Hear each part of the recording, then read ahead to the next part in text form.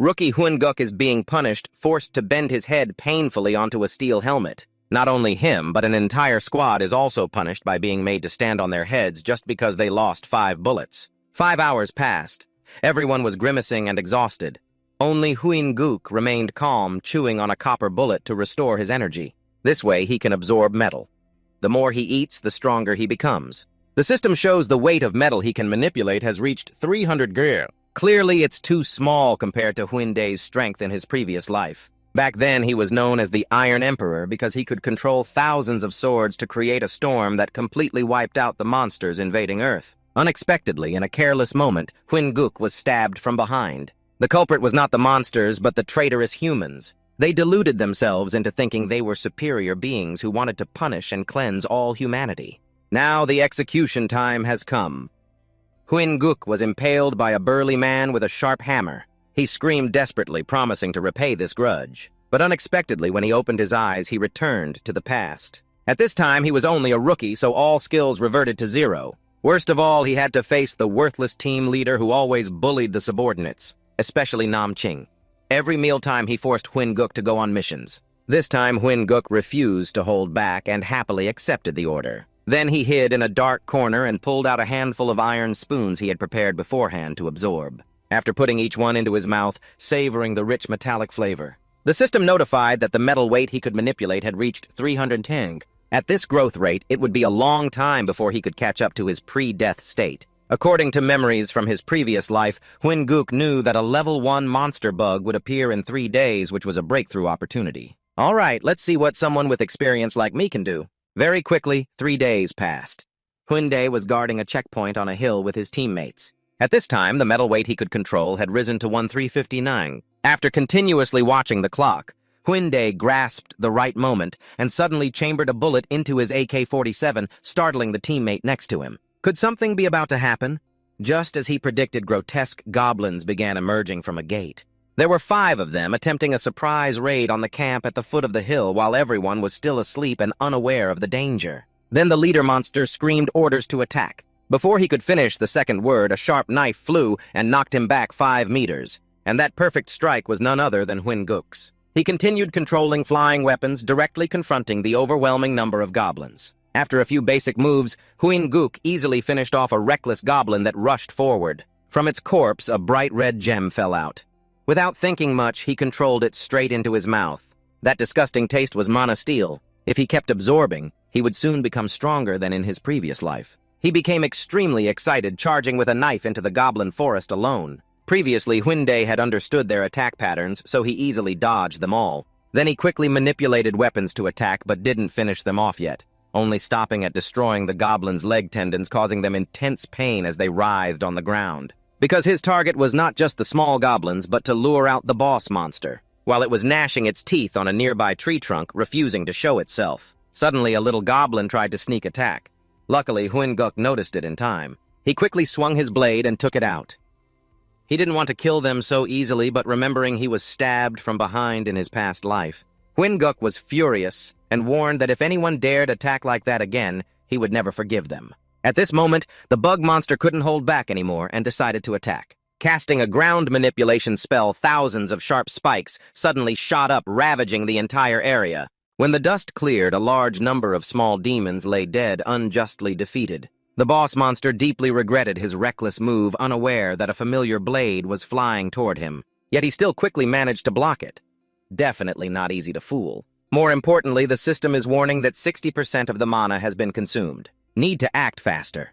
Just as he was about to go all out with them, the teammate Bao suddenly appeared, loudly calling for him. The boss monster saw the opportunity and immediately ordered everyone to switch attack direction, forcing Hoon-guk to leave the target and return to save his teammate. Then unleashed a hail of bullets combined with weapon control to counter. The last goblin was quickly shot down by him, but when he turned back, he saw the boss monster fleeing with the loot. Only teammate Bao was left curled up.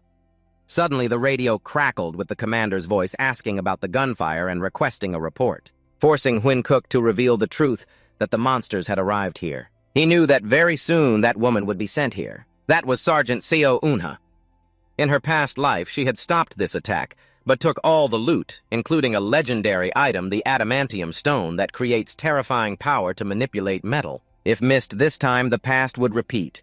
He would die again, so he was determined to seize it at all costs. The current situation at nearby Outpost 6 was falling to the bloodthirsty goblins. Inside, a terrified soldier was repeatedly sending requests for reinforcements. Although there was a solid barricade outside, it probably wouldn't hold for long. Suddenly, the soldier felt an unusual silence outside. It turned out the boss monster had arrived. It cast spells controlling a rain of rocks and earth to launch a full assault on the guards, causing large cracks in the barricade. Two soldiers helplessly endured the attack, silently praying. They knew if caught, they would be placed on an altar and have their hearts cut out while still alive. In desperation, one tried to take his own life for a gentler death. Suddenly, Huyn Guk's voice came over the radio, promising support. He ordered Soldier Duong to aim the crossbow at the flashlight beam outside. The crossbow, combined with fire skills, was ready amid the darkness filled with floating boulders. Sure enough, a beam of light appeared.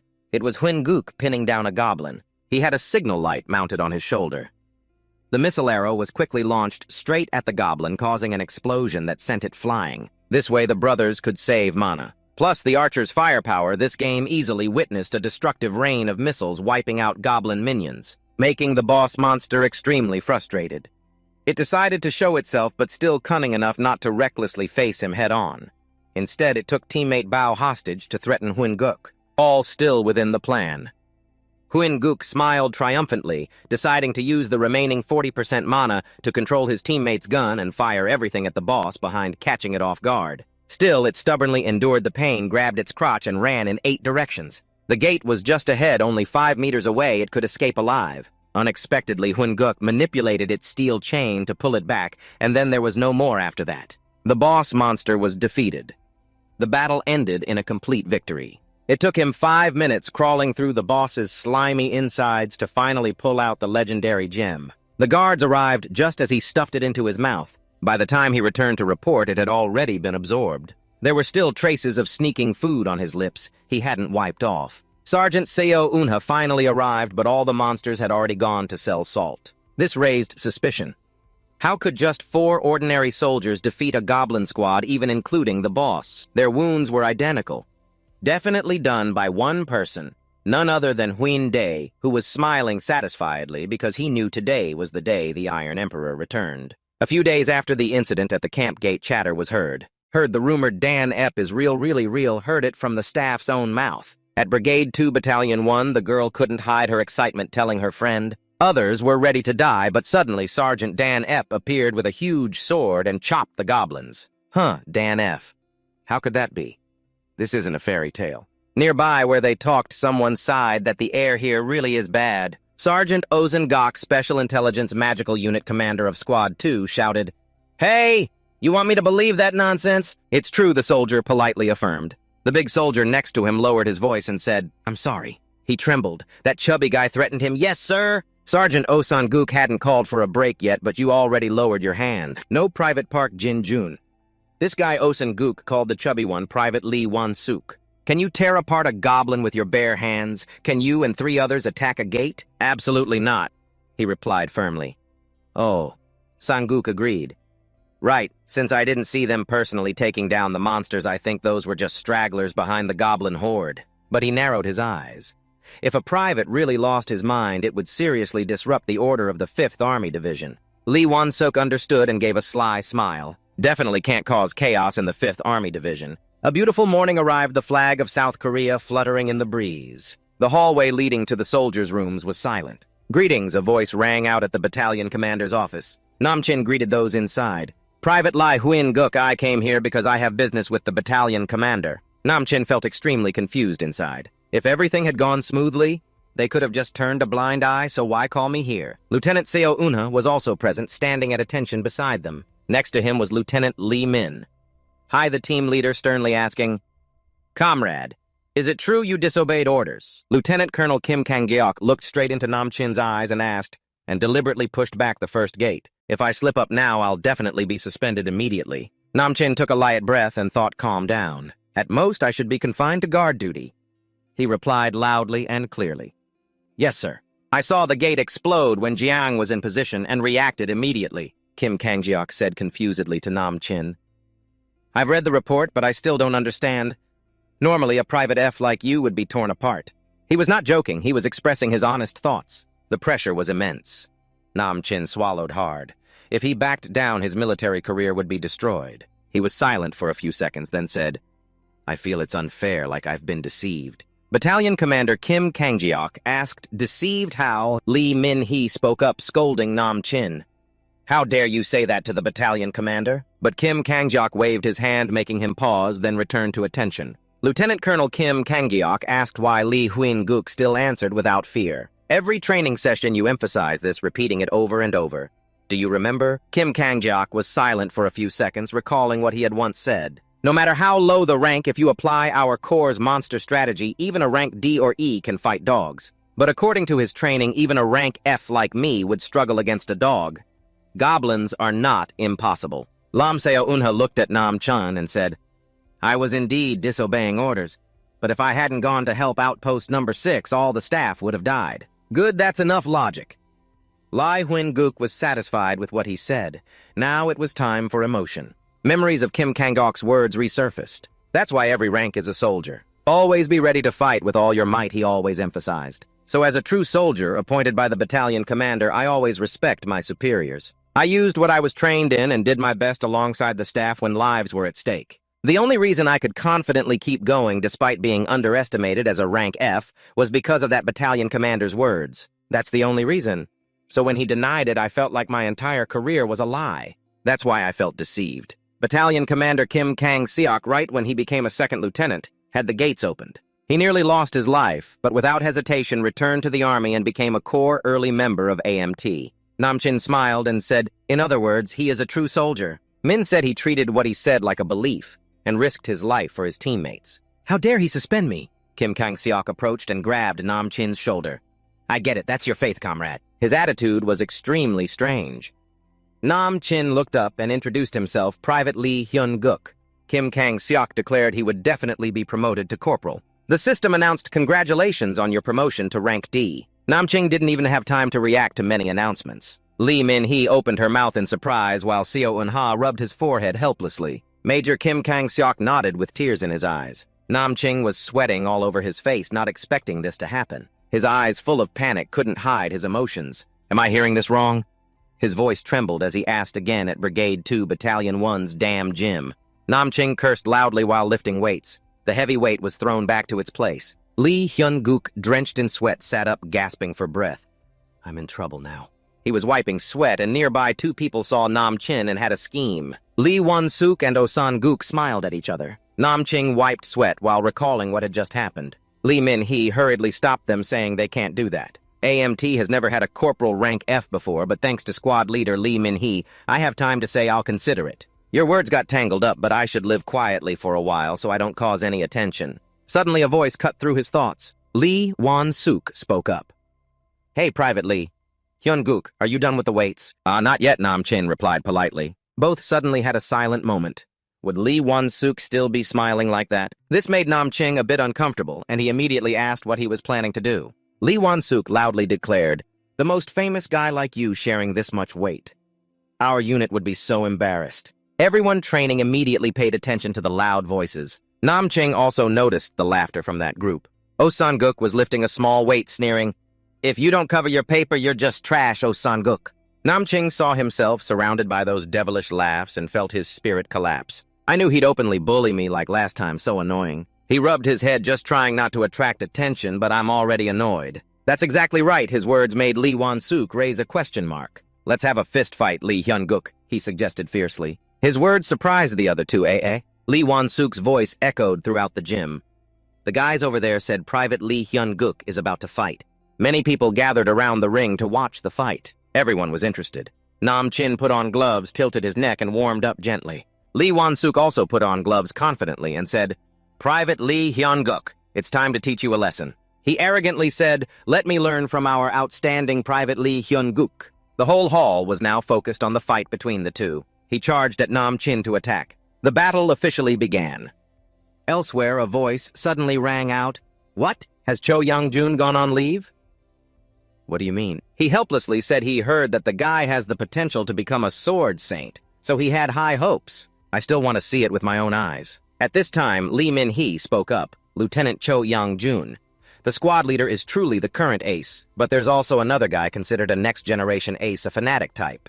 Hearing this, he pondered thoughtfully. After all, he is Lieutenant John Myung-ho, Tactical Training Officer of the Black Tiger Unit. Moreover, the Black Tiger Unit is AMT's Elite Special Forces Unit. Besides the unit's name, everything else is a national secret. Lee Min-hee continued.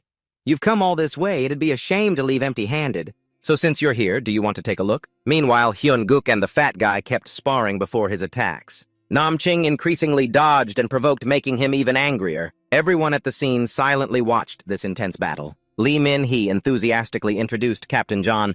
Sir, you arrived just in time to witness this selection match. What do you think? Each strike feels like a lightning bolt. However, John Myung-ho remained calm and observed quietly. What's the point of saying that? None of the hits landed on the opponent. Hearing this, Lee Min-hee added that the guy still lacks experience, so he's holding back. If he landed a serious blow, he'd be hospitalized. Hearing that, he muttered, Is that so? From the stands, someone watching the fight couldn't hold back and shouted, Lee Won-suk, you're holding back too much, fight properly. At this point, the crowd below started yelling, Is this some kind of joke? Yeah, kid, I'm really rooting for you now. Under the pressure of the crowd, he cursed silently. Damn it, why am I holding back? His body felt inexplicably heavy, making movement and fighting difficult. Lee Won-suk then charged to attack Nam-chin again. But with his golden hands, he was very confident, thinking that with his metal control ability, this was manageable. Every step he took was extremely heavy. So Hyun-guk easily dodged his attacks. It was very confusing. How could this be? Nam-ching thought to himself that the opponent probably felt like he was fighting while moving through a swamp. The more he thought about it, the more he smiled wickedly. But at that moment, Lee Won-suk suddenly shouted to stop. Wait, my leg feels strange. Nam-ching pretended not to know and asked, just like that, trying to run away. Annoyed by Nam-chin's provocative attitude, he instantly got angry and said, Damn arrogant brat. He immediately activated his Berserker Armor Body Enhancement skill. Watching this, Hyun-dae no longer underestimated him, his expression turning serious. From the stands, John Myung-hoo couldn't help but exclaim, With this body enhancement, this is no longer an ordinary fight. But what about his opponent? His gaze was unwavering, like an angry bull fighting a leopard that hides its fangs, waiting for the right moment. Very interesting. Hearing this, Lee Min-hee proudly said, I told you that kid Lee Won-suk isn't ordinary. A D-rank body enhancement, I'm seeing it for the first time, too. After that round, Lee Won-suk said confidently, All right, let's finish this. Sure enough, after the body enhancement, he became much faster and stronger. One punch sent Nam-chin flying. From the stands, people started shouting loudly, That's right, exactly like that. Lee Won-suk really is on another level. That's why he's called the next generation's ace. The crowd below cheered like that. But only those involved knew that the last punch looked powerful. Yet Lee Won-suk was secretly shocked and thought, What is this? Why does it feel like I'm punching steel? The system announced D-rank body enhancement effect consumes 5 mana to temporarily enhance a part of the body by absorbing a high-hardness magical metal, improving the body enhancement skill to transform part of the body into steel. Hyun-guk sneered, This time I'll counterattack, you piece of meat. Nam-chin's itchy attack stance once again successfully angered him. Lee Won-suk immediately shouted and charged, You damn arrogant brat! With his agility, Nam-chin quickly dodged the attack. He thought to himself, Such a skill is wasted on someone like you. Very quickly, Nam-chin counterattacked and defeated him. To him, someone who's arrogant just because of strength. You said you'd teach me a lesson, right? But instead, you'll regret it. Yes, just like that, Lee Won-suk was defeated by Nam-chin to everyone's surprise. But this result was not unexpected for John Myung-hoo. He thought silently. The leopard finally showed its fangs. It's bitten the bull's neck. If you're a beast, you can't ignore the opponent's weak spot on the neck, right? Cut off the opponent's windpipe. Lee Hyun-suk was beaten severely but still refused to give up. He rose again, lifting Lieutenant Guk up, his voice full of madness. You bastard, I don't know what crazy trick you're planning, but forget about it. As he spoke, he threw Nam-chin down. The fight continued. Lee Hyun-guk was held upside down like a toy by the other guy and was thrown forcefully forward. His face was full of worry as he was about to be slammed to the ground. But no. He gripped the enemy's arm tightly and didn't let go, one leg clamping firmly on the man's cheek, forcing him to stop. Lieutenant Tron, standing under the stands, couldn't help but silently comment, If you keep slamming your opponent like that with a chokehold, you'll end up destroying your own arm. He's reacting better than I thought. Right now, he's still hanging by a thread. He clung tightly to the opponent's arm. Lieutenant John continued silently analyzing him, but with a berserker in a body enhancement state that chokehold usually wouldn't succeed. Has he overestimated him? His arrogant opponent raised his other hand and shouted, "You're just struggling to survive!" He ignored the taunt, held onto the big arm tightly without letting go, and shouted loudly. The other guy swung his fist at him, still shouting provocatively, "Do you think that can break my arm?" Without hesitation, he threw a punch toward his chin. He wondered if he was planning to break his fingers. Thinking so, he quickly spread his palm wide. Seeing this, he knew his plan was hit, so he used his two legs clamped around the man's neck, bent his body back to release his legs, then grabbed the head with that slick white hair of True. Then he quickly changed his hand position, locking both hands tightly around his neck, his body hanging on the opponent's back. Lieutenant Tron got excited seeing this, his face like someone who just turned the tables. It was him who shouted, twisting his body to tighten the chokehold. That's right. Pressing hard on the arteries in the neck is dangerous because berserkers only focus their body enhancement on muscles. He finally taunted the other guy. "Is that all you got? Go ahead and try to use your strength to break free." He smiled wickedly. At that moment, the system suddenly notified Body Enhancement Level D activated, consuming 5 mana to temporarily enhance part of the body. It turned out he had enhanced his body. The other guy couldn't believe it and thought to himself, "No way, with his enhancement power, he still can't break free." The system sent another warning. The body enhancement usage has exceeded the current limit. Then his entire body emitted a blue electric aura. The system issued another warning. Exceeding the limit may destroy the caster's body. Seeing the situation wasn't good, a soldier turned to Lieutenant Oh Sang-kuk and shouted, "Isn't he going to stop him? Lee Won-seok with that personality will definitely not hold back." At this point, he was reaching his body's limit, but still showed no sign of fatigue. He looked full of hatred at that Oh Sang-kuk guy, thinking silently, "Is this enough of a warning for him?" Oh Sang-kuk seemed to understand this was a warning and kept trembling, sweating profusely. Meanwhile, his opponent, trapped in the chokehold, was near death but refused to give up. He thought to himself, "Am I really about to lose to a worthless guy like this?" Looking at the crowd in front watching him, he asked himself again, "Do I really have to lose so miserably in public? Me, I'm supposed to be the next generation's ace." Thinking this, his fighting spirit surged again. He was very surprised to see his muscles gradually swelling bigger. Then his whole body grew exponentially. The cloth wrapped around him tore apart. He grew so tall he touched the ceiling, causing cracks to appear. But he didn't loosen his grip on the neck, even though the neck was getting bigger and his 2 arms were about to be overwhelmed. Lieutenant Tron was amazed and exclaimed, "What a surprise. Double-level body enhancement. But if you can't break free from that chokehold, the result is you're choking yourself." Who is this? Between the two, who is the predator? That guy is getting bigger. His 2 hands reach out toward you like he's trying to pull you out. You ignore him grabbing your neck. Your face is already veined with tension. You shout loudly. The other guy screams in horror at the same time. Then he collapses face down on the ground. The guard is not allowing anyone into anyone's room. Everyone is surprised to see the result clearly decided. Only Corporal Troll happily thinks to himself, "That guy really is a beast." After being surprised for a moment, everyone regains composure and anxiously asks if that guy Lee Won-seok is okay. The group touches his body and says luckily he's still breathing. Looks like he just fainted. Someone wonders aloud, "Hey, how did you manage to knock this guy down?" At that moment, someone happily approaches you with a towel and says, "Wounded soldier Lee Hyun-guk, I knew you'd win." You seem to anticipate the person rushing in to hug you, so you block them with your hand. That person still eagerly asks, "Are you hurt anywhere? I was so worried, but you don't care right now." You just stare fixedly at Oh Sang-chuk, who's avoiding your gaze. Suddenly, Corporal John steps in front of you and asks, "Comrade, what's your name?" The soldiers notice and look in this direction. You look at the person in front of you and recognize him as Corporal John Myung-ho. You raise your hand in a salute-like gesture and say loyal. "I'm Private Lee Hyun-guk, 1st Platoon." You can't help but wonder, why is he here at this hour? Seeing your salute, Corporal John returns it and introduces himself.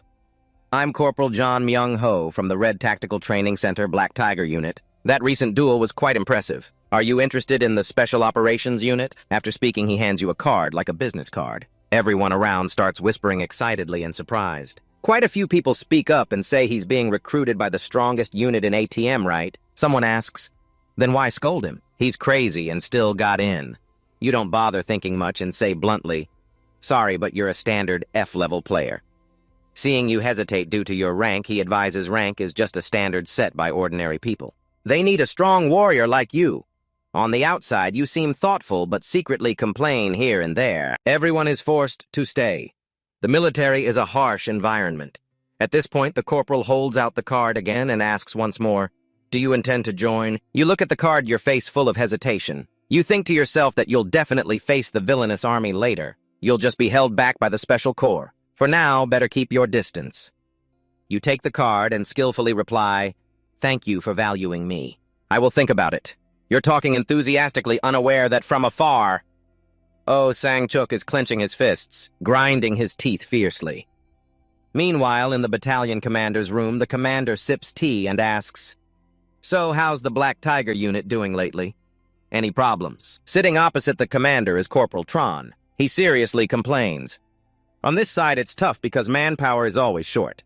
The commander interrupts lately. As long as you reach C-rank, the association recruits you, so there's no other choice. They train talents wholeheartedly, only for them to be taken by others outside so they share the same fate.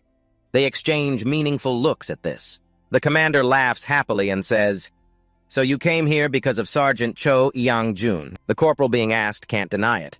"Yes, but it seems he's currently on leave. Thanks to that, I found an interesting soldier." Seeing Corporal Tron smiling happily, the commander asks again, "An interesting soldier." Meanwhile, on the running field, someone calls out loudly to Private Lee Hyun-guk. "It turns out you and that guy from this morning are jogging." The battalion commander inside the room sees this scene. He's still on the phone. He tells the person on the other end, "Yeah, he's the battalion commander. Nothing else. Find out what Private Lee Hyun-guk did before enlisting. He doesn't know. The person inside that window is talking about you while you keep running downstairs with your comrades." The battalion commander on this side continued to speak to the other. "All right, just handle his matters first." Then he looked out at Lee Hyun-guk, who was running exhausted, and said, Sorry, comrade, this isn't entirely his fault." It was dark now, and the streets were crowded. Suddenly, a furry silhouette dashed past, catching the attention of a child by the roadside. The child saw this and immediately ran after it, shouting, "Hey, Mr. Monkey!" The boy looked into the alley as he called out to the monkey. But just as the monkey and the boy's words turned around, it was a horrifying and strange face. The boy instantly trembled with fear, unable to speak. He realized this was not a monkey. At that moment, the monster started becoming more and more aggressive. The alley was filled with demons. They surrounded a very deep whirlpool hole. On this side, the male lead entered the armory and couldn't help but marvel at his surroundings. This was the Unha Battalion's armory. He then spoke up. "The battalion commander did not accept your battle achievements, and instead followed orders to reward you with weapons and grant you leave. But the squad leader didn't believe you could do it." He recalled the frowning face of the young man earlier and fell silent. This life really isn't any different from his. Then he lifted a weapon to examine it and said, "Whether they believe it or not, I did it." She heard this, turned to look at him and said, "You're quite arrogant, aren't you?" The goblins at the gate were all killed with a single sword strike. This means that one guard managed to stop the first attack by himself. She asked, "Do you think so?" He then took the weapon in his hand and decided to choose it. Unha was stunned upon seeing this, then seriously explained, "Don't just pick on a whim like that. It's as if I'm forcing you. Think carefully before choosing." He remained confident in his decision. The reason was that the system displayed the item's information. This was the cloud sword capable of absorbing water to create a mist veil over the opponent's eyes. It now looked like an ugly miscellaneous item, but later Sergeant Cho Yang-jun was honored as the Sword Saint thanks to this sword. The real name of this sword is Cloudmaster's Hidden Blade. In Dan Gang mythology, 3 weather gods descended with Kwang Gon to the mortal realm and bestowed the title of Cloudmaster to the Rainmaster. Among them, the god who governs clouds is the Cloudmaster. Along with the sword called Hidden Blade, many feats were accomplished. Cloudmaster's Hidden Blade means the sword blade hidden in the clouds, or in other words, it's the Thunderstrike. If its potential is fully utilized, it can harness lightning strong enough to single-handedly break into a medium-sized monster's lair. He raised the sword and said appreciatively, "The combination of steel forging and thunder is the best, though I do feel a bit guilty for the sword's previous owner." The opponent behind could only sigh. "I didn't expect your achievements to be so impressive, yet you only took that fragile sword." He, however, was satisfied with his choice. He looked around and said, "There's no more time to think." At that moment, the space around them began to shift. She was a bit surprised to see that. Immediately after, an urgent alarm was announced at the Ideon gate. Everyone in the battalion scrambled to stand up and prepare their weapons for battle. His eyes became sharp and calm as usual. She found this puzzling. How can he be so calm, so composed, as if he knew this was coming? Right after the battalion gathered at the alarm spot, they all put on their full armor proudly. Others couldn't help but be impressed. Wow, this is the first time I've seen the Cheong Guild. Wow, I heard the support at the back gate this time is from Cheong Kwa. Just look at their armor and weapons, all high-end luxury items. The small guy began imagining, if I could sell these clothes, I'd be able to buy a building in Gangnam. The kid next to him laughed joyfully. If I had 5, I'd definitely join Cheong Kwa. They then started roll call. After a report was finished, he spoke as he had heard from the artillery captain. This time it's the Koi Ban Gate. Even small monsters can cause more casualties than the snail battle because they mainly use poisonous needles and toxic gas to fight. He seriously forbade them. Roll up your uniform sleeves when fighting on the battlefield. Hearing this, the person in front hurriedly pulled down his sleeve. He even asked, "Do we really have to be this careful?" He seriously replied, "This is a real situation. Do you want to get your eyes gouged out by a demon?" Upon hearing that, he immediately obediently stopped asking questions. Right after, he continued explaining the preparations for the combat. The 2 guys from earlier sneered, "Does the trash squad need to discuss battle plans too?" Anyone watching would think the reinforcement squad was rushing into battle. His team's faces darkened when they heard that Lee Hyun-suk blinked his wide eyes. Now Jin Cheon was frequently clearing their territory during dungeon raids to attack. "Don't relax like that and check your gas masks carefully." Seeing this, he arrogantly said, "No need to teach them. They look like people without experience who have time to listen to such advice." Seeing that, he calmly repeated once again, "I already made it clear." The 2 then strolled past and said, "Yes, Captain of Trash Squad 2. At this, his whole team's faces fell, looking defeated. He then ordered everyone to stand at attention, and they immediately did. He then spoke with powerful words. They had heard such words many times before. Now they were in a real situation where they could die at any moment. So don't be afraid. The entire battalion shouted clearly. Then he handed out motion sensors to place in the narrow passages. After that, he gave the order to complete the mission within 20 minutes. They immediately ran off quickly to carry out the mission. At that moment, he suddenly called Junmo. He shouted back with enthusiasm. On this side, the group on the mission felt he seemed a bit more sensitive and serious today, sparking quiet chatter. Here, he and Junmo were standing close together. Junmo looked at him and he felt confused. Junmo scratched his face shyly. "What's up?" Just as he asked what Junmo had said, an arrow suddenly shot straight into his neck. Suddenly, he fell straight to the ground. Something started climbing over him on the ground. Blue gas sprayed out immediately, causing chaos in the team. Fortunately, a few had time to put on gas masks. Everyone shouted to each other that it was poisonous gas. Suddenly, demons appeared and attacked. Seeing the monsters, they realized this was a real battle. Hyun-guk was still lying on the ground, trembling from the needle in his neck. Suddenly, a monster approached. He looked closely at its face, unable to hide his shock. Looking closer, he saw the monster holding a knife ready to stab down. Around its neck hung bloodshot eyes. Then the demon stabbed the knife straight at his face. Just as the monster was about to strike his eye, a figure appeared and knocked the monster away. His teammate anxiously asked if he was okay. He cried out in pain. Meanwhile, the other monster was preparing to attack. Seeing this, he quickly shouted, "Pakrumo, run!" He asked confusedly, "Why, put on your gas mask quickly." But then his body was suddenly severed. The scene exploded, and Cho Hyun-guk couldn't help but scream in horror, "No!" Back to reality. Junmo scratched his head and asked him if he was Hyun-guk. He looked at him with discomfort. In his previous life, Junmo had died saving him. Meanwhile, the others began shouting that the battle sensors were set up. The fierce dungeon gate battle was about to begin today. Then he called out Junmo's name. The other side immediately shouted back seriously. He said he would send the combat signal to them, then told Junmo to get the battalion members out of the combat zone. He looked confused. Then a vehicle appeared. Junmo asked in surprise, "Isn't this an armed evacuation?" He seriously replied, "This is a tactic." At that moment, the superior's announcement came over reporting that Zones 1 and 3 had no survivors. Then continued the Area 4 Year 6 with no survivors. So then, the horrifying announcement rang out. No one survived the initial phase of the Red Battlefield campaign. At the same time, they found the monster lair in Area 2, Subzone B9, estimated to be about 200 creatures. They will advance into the Magic Matrix in Zone A. Now a clan emblem arm appeared and the battalion charged inside with shields up front. They are approaching Point P to deploy Formation A. From above, the attack team shouted to start the team's magic circle and wait. So all the magic circles were activated, filled entirely with monsters. They immediately charged like a tidal wave. The entire team remained fired up, standing at attention, awaiting orders. When the monsters jumped to within a distance from the circle, the wait order still echoed. Finally, when only about 1 centimeter away, a shot rang out. The magic circle was then activated. All the monsters rushing in were instantly burned and shot. The scene was both terrifying and beautiful at the same time. Outside, they were still setting up. Everyone hurriedly moved around, following orders. Then one place after another was fully set up. Finally, he stuck an X-shaped piece of tape at a spot as a marker. The person behind saw this and asked confusedly what he was doing.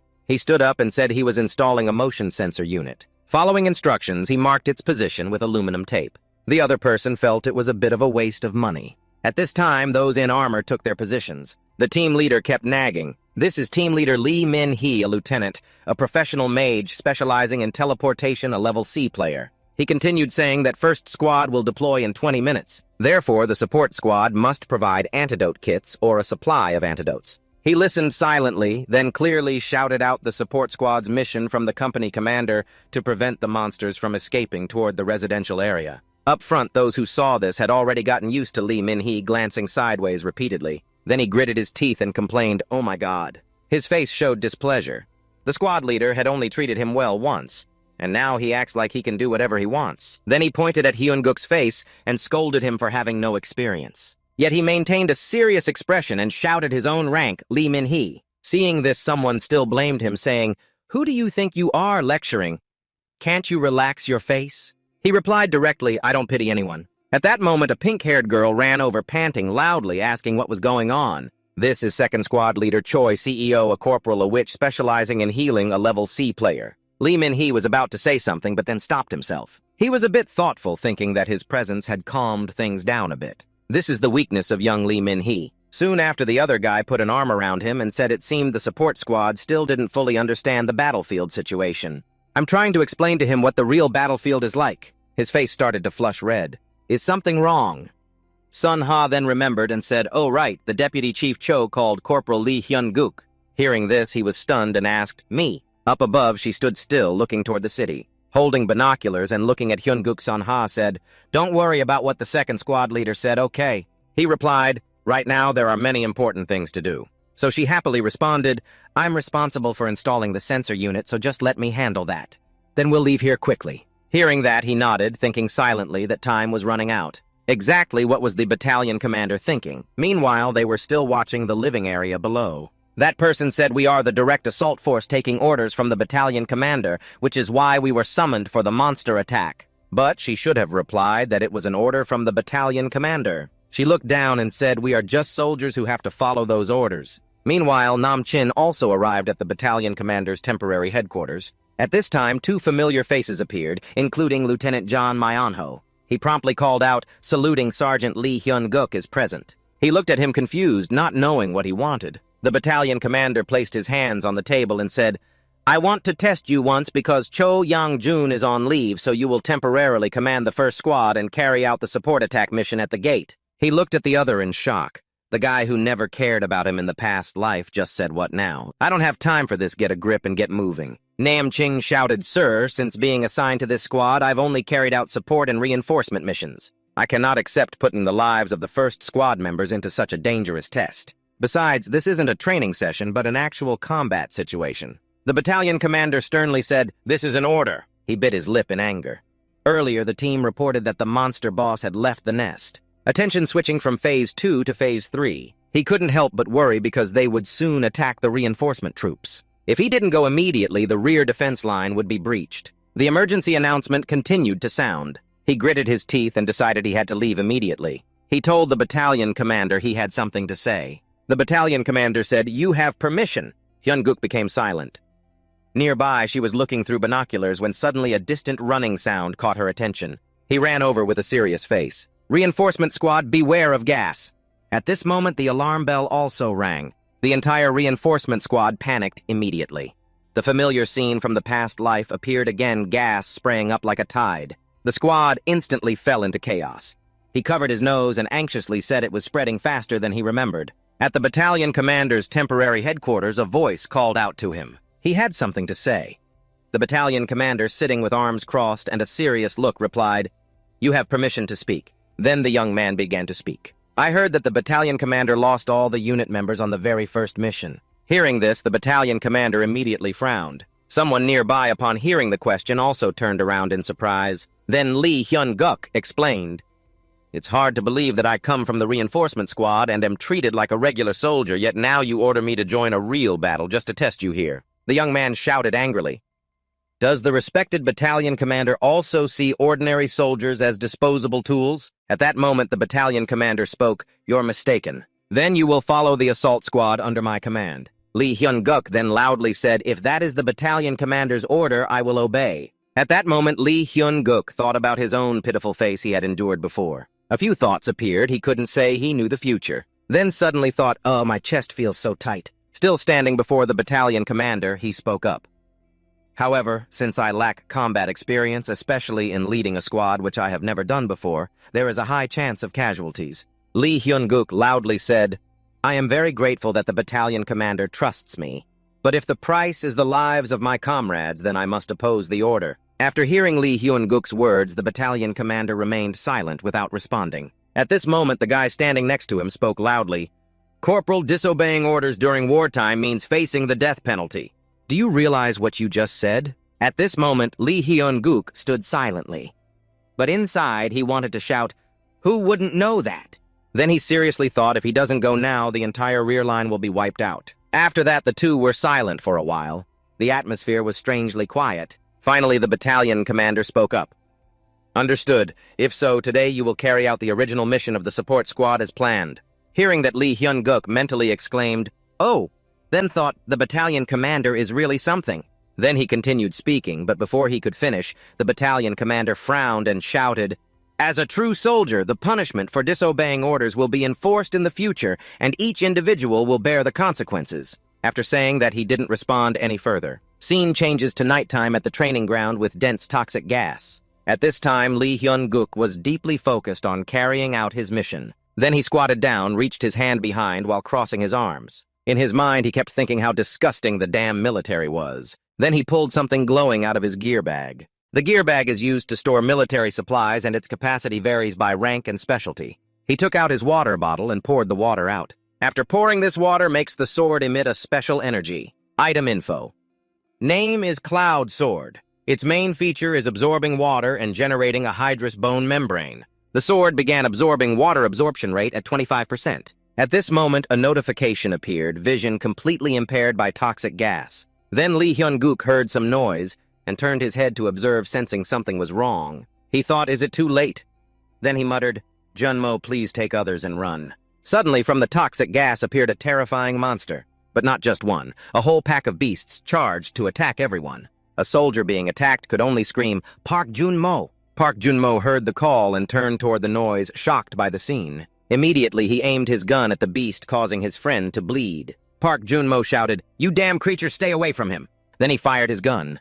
The beast noticed and turned toward him. Hit by the bullet, the beast retreated. At this time, the injured friend was still lying on the ground, clutching his lower abdomen, bleeding. Seeing this, he ordered, "Squad support and Minty inside the box, hurry." Someone tried to crawl toward the injured friend and said they will carry Private and Minty back. Then he pulled Ann Minty back.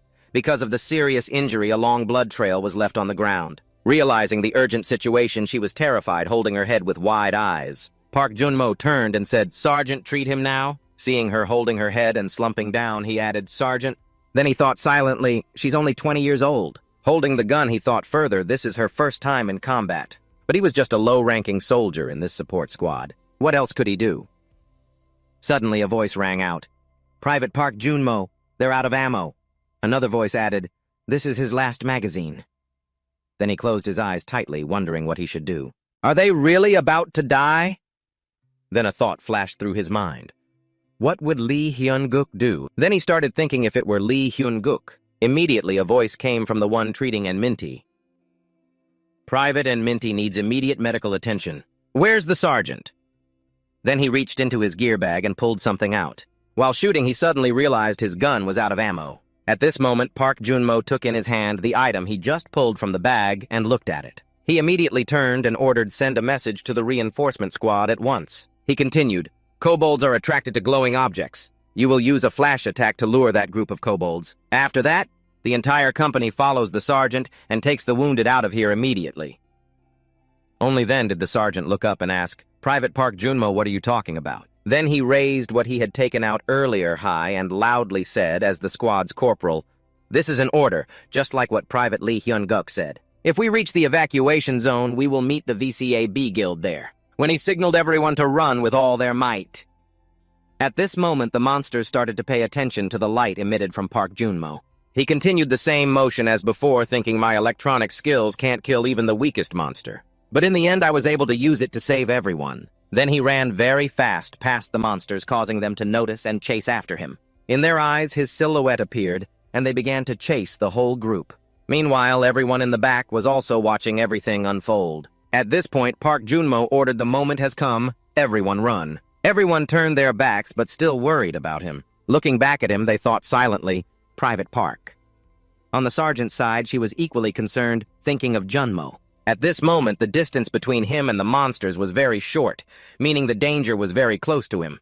At this moment, Park Junmo said, "Private Lee Hyun-guk would do the same. You did the right thing. Run with your life." He kept saying, if he were here, he would still use his body as bait. Now Park Junmo continued to run with all his strength. It felt like he could run faster than a Lamborghini, overtaking the monsters running behind him. Suddenly, he bumped into someone in front of him. After the collision, Park Junmo fell heavily to the ground. The person standing before him said, "Hey, he heard everything." At this moment, an item information board appeared. The name was Cloud Sword. Its main function is to absorb water to create an aquatic bone membrane or neutralize poison gas within the range of the crystal bone. The absorption rate is 100%.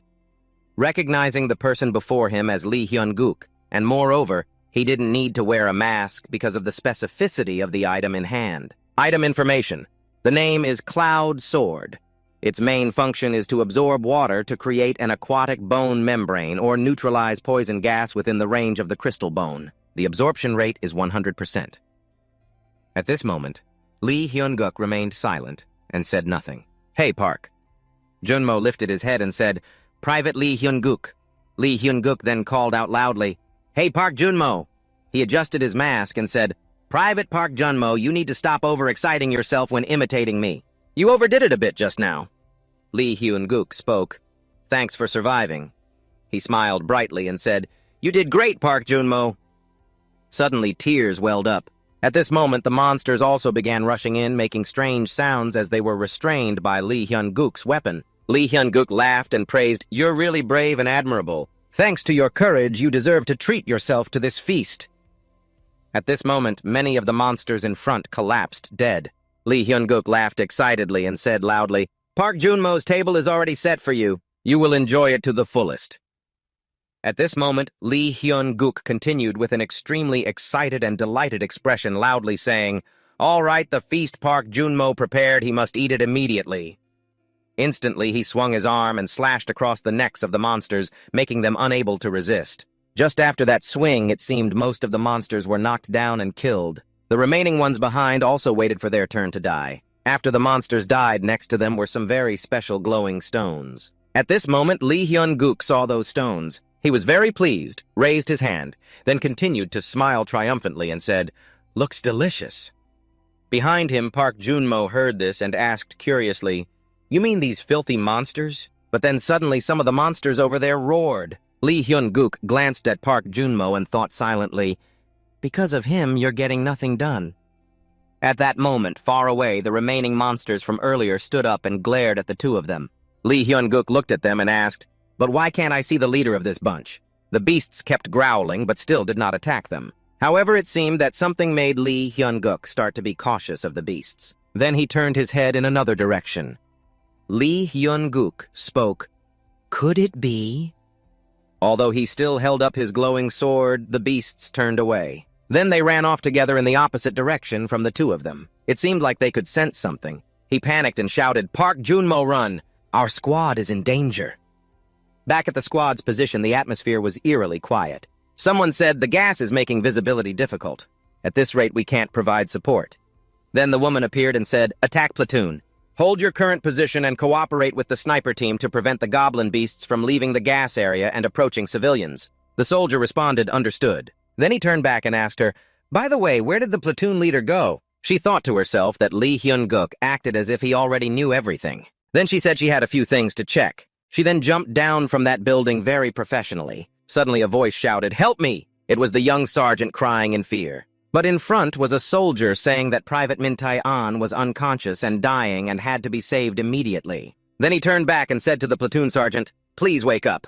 The platoon sergeant was injured and still unconscious, so he had to continue providing first aid to Min Tai-an. After a moment, a voice rang out, "Huh, did the barrel break?" The soldiers holding the barrel were pushed backward. Someone said, "The magic of this boss is too strong." Another said, "Hold on tight. We absolutely cannot let it escape."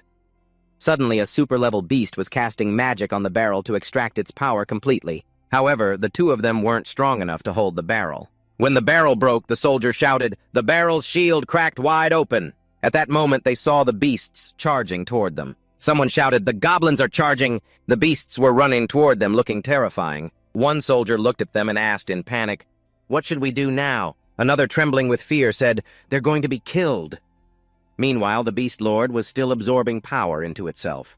Then suddenly a loud shout came from afar. It was Lee Hyun-suk and Park Jun-mo running. One shouted, "You bastards!" The Lord Beast's face turned purple with anger. He said, "Don't even think about touching me." It was Lee Hyun-suk running and shouting angrily. Then he pointed his sword straight at the Lord Beast and said, "His army." However, the beast luckily dodged that attack. The sword then swung upward. It rushed toward the Lord Beast and chased after it. The beast couldn't do anything and had to flee. At that moment, the beast glanced at the gas container behind it. It was a container filled with toxic gas. The gas began to spread more.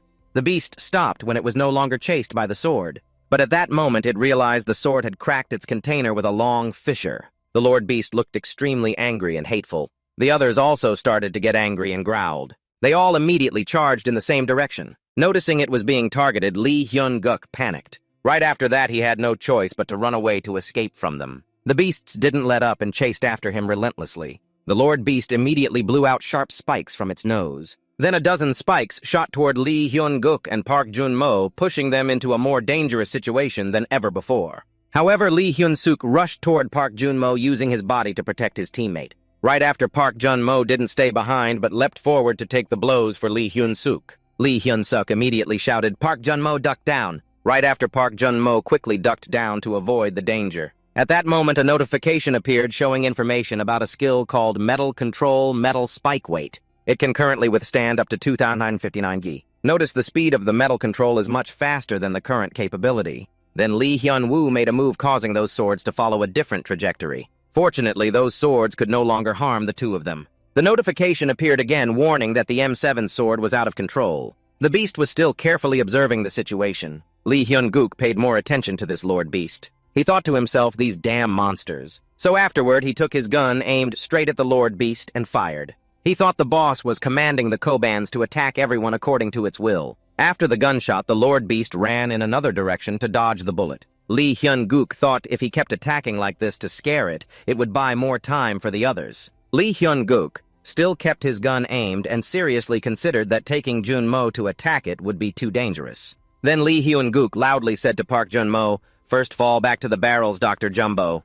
Hearing this, he replied, "Roger that," just waiting for his signal. Then Lee Hyun-guk grimaced and said, "What signal just run?" So Park Jun-mo ran behind and shouted loudly, "Private Lie!" At that moment, the beasts all simultaneously blew their spikes at the two of them. Each one tried to blow as many spikes as possible. By then, the two had nearly reached the two barrels.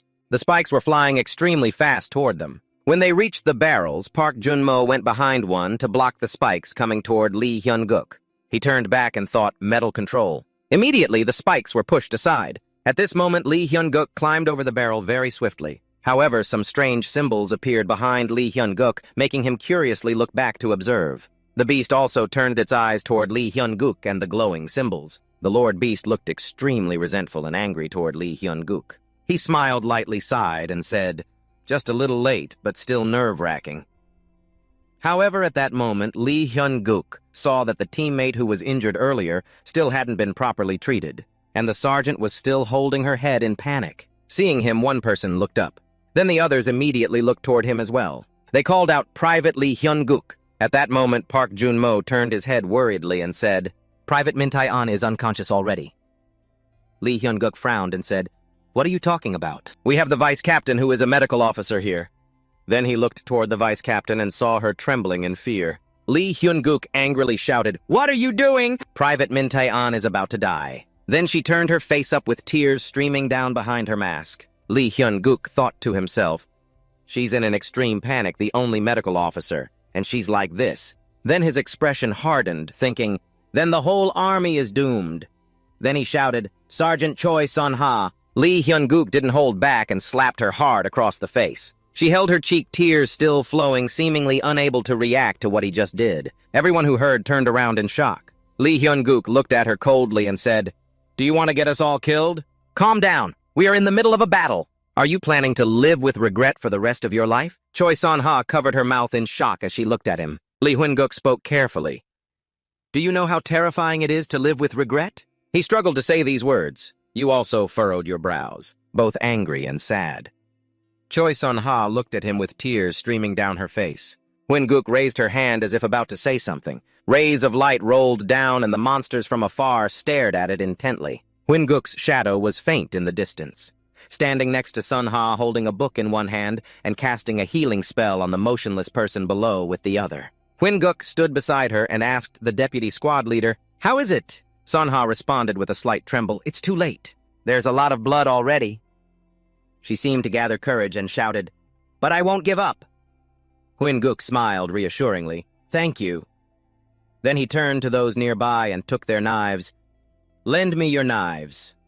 Curly-haired, surprisedly, asked Sergeant Lee Hyun-guk, "Could it be that you're angry?" Gritting his teeth, he said, "You have to give back what you've taken, right?" A car sped down the road. At the same time, the person inside the car was talking. "Oh, that's interesting. Really? I know now." Done. A beautiful hand pressed to end the call. A giant spider perched on her shoulder looked terrifying. The girl lazily curled her lips and said, "Looks like I need to go comfort someone at Itaewon."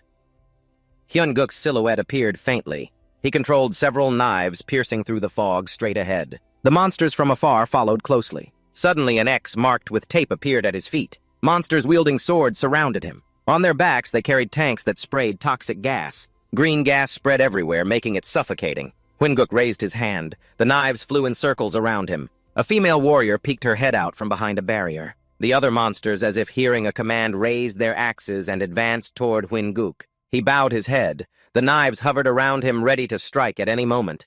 The prey voluntarily entered the best hunting spot. Hyun-guk glanced and smiled. "Isn't it wonderful? I marked and set sensors at the spots I wanted."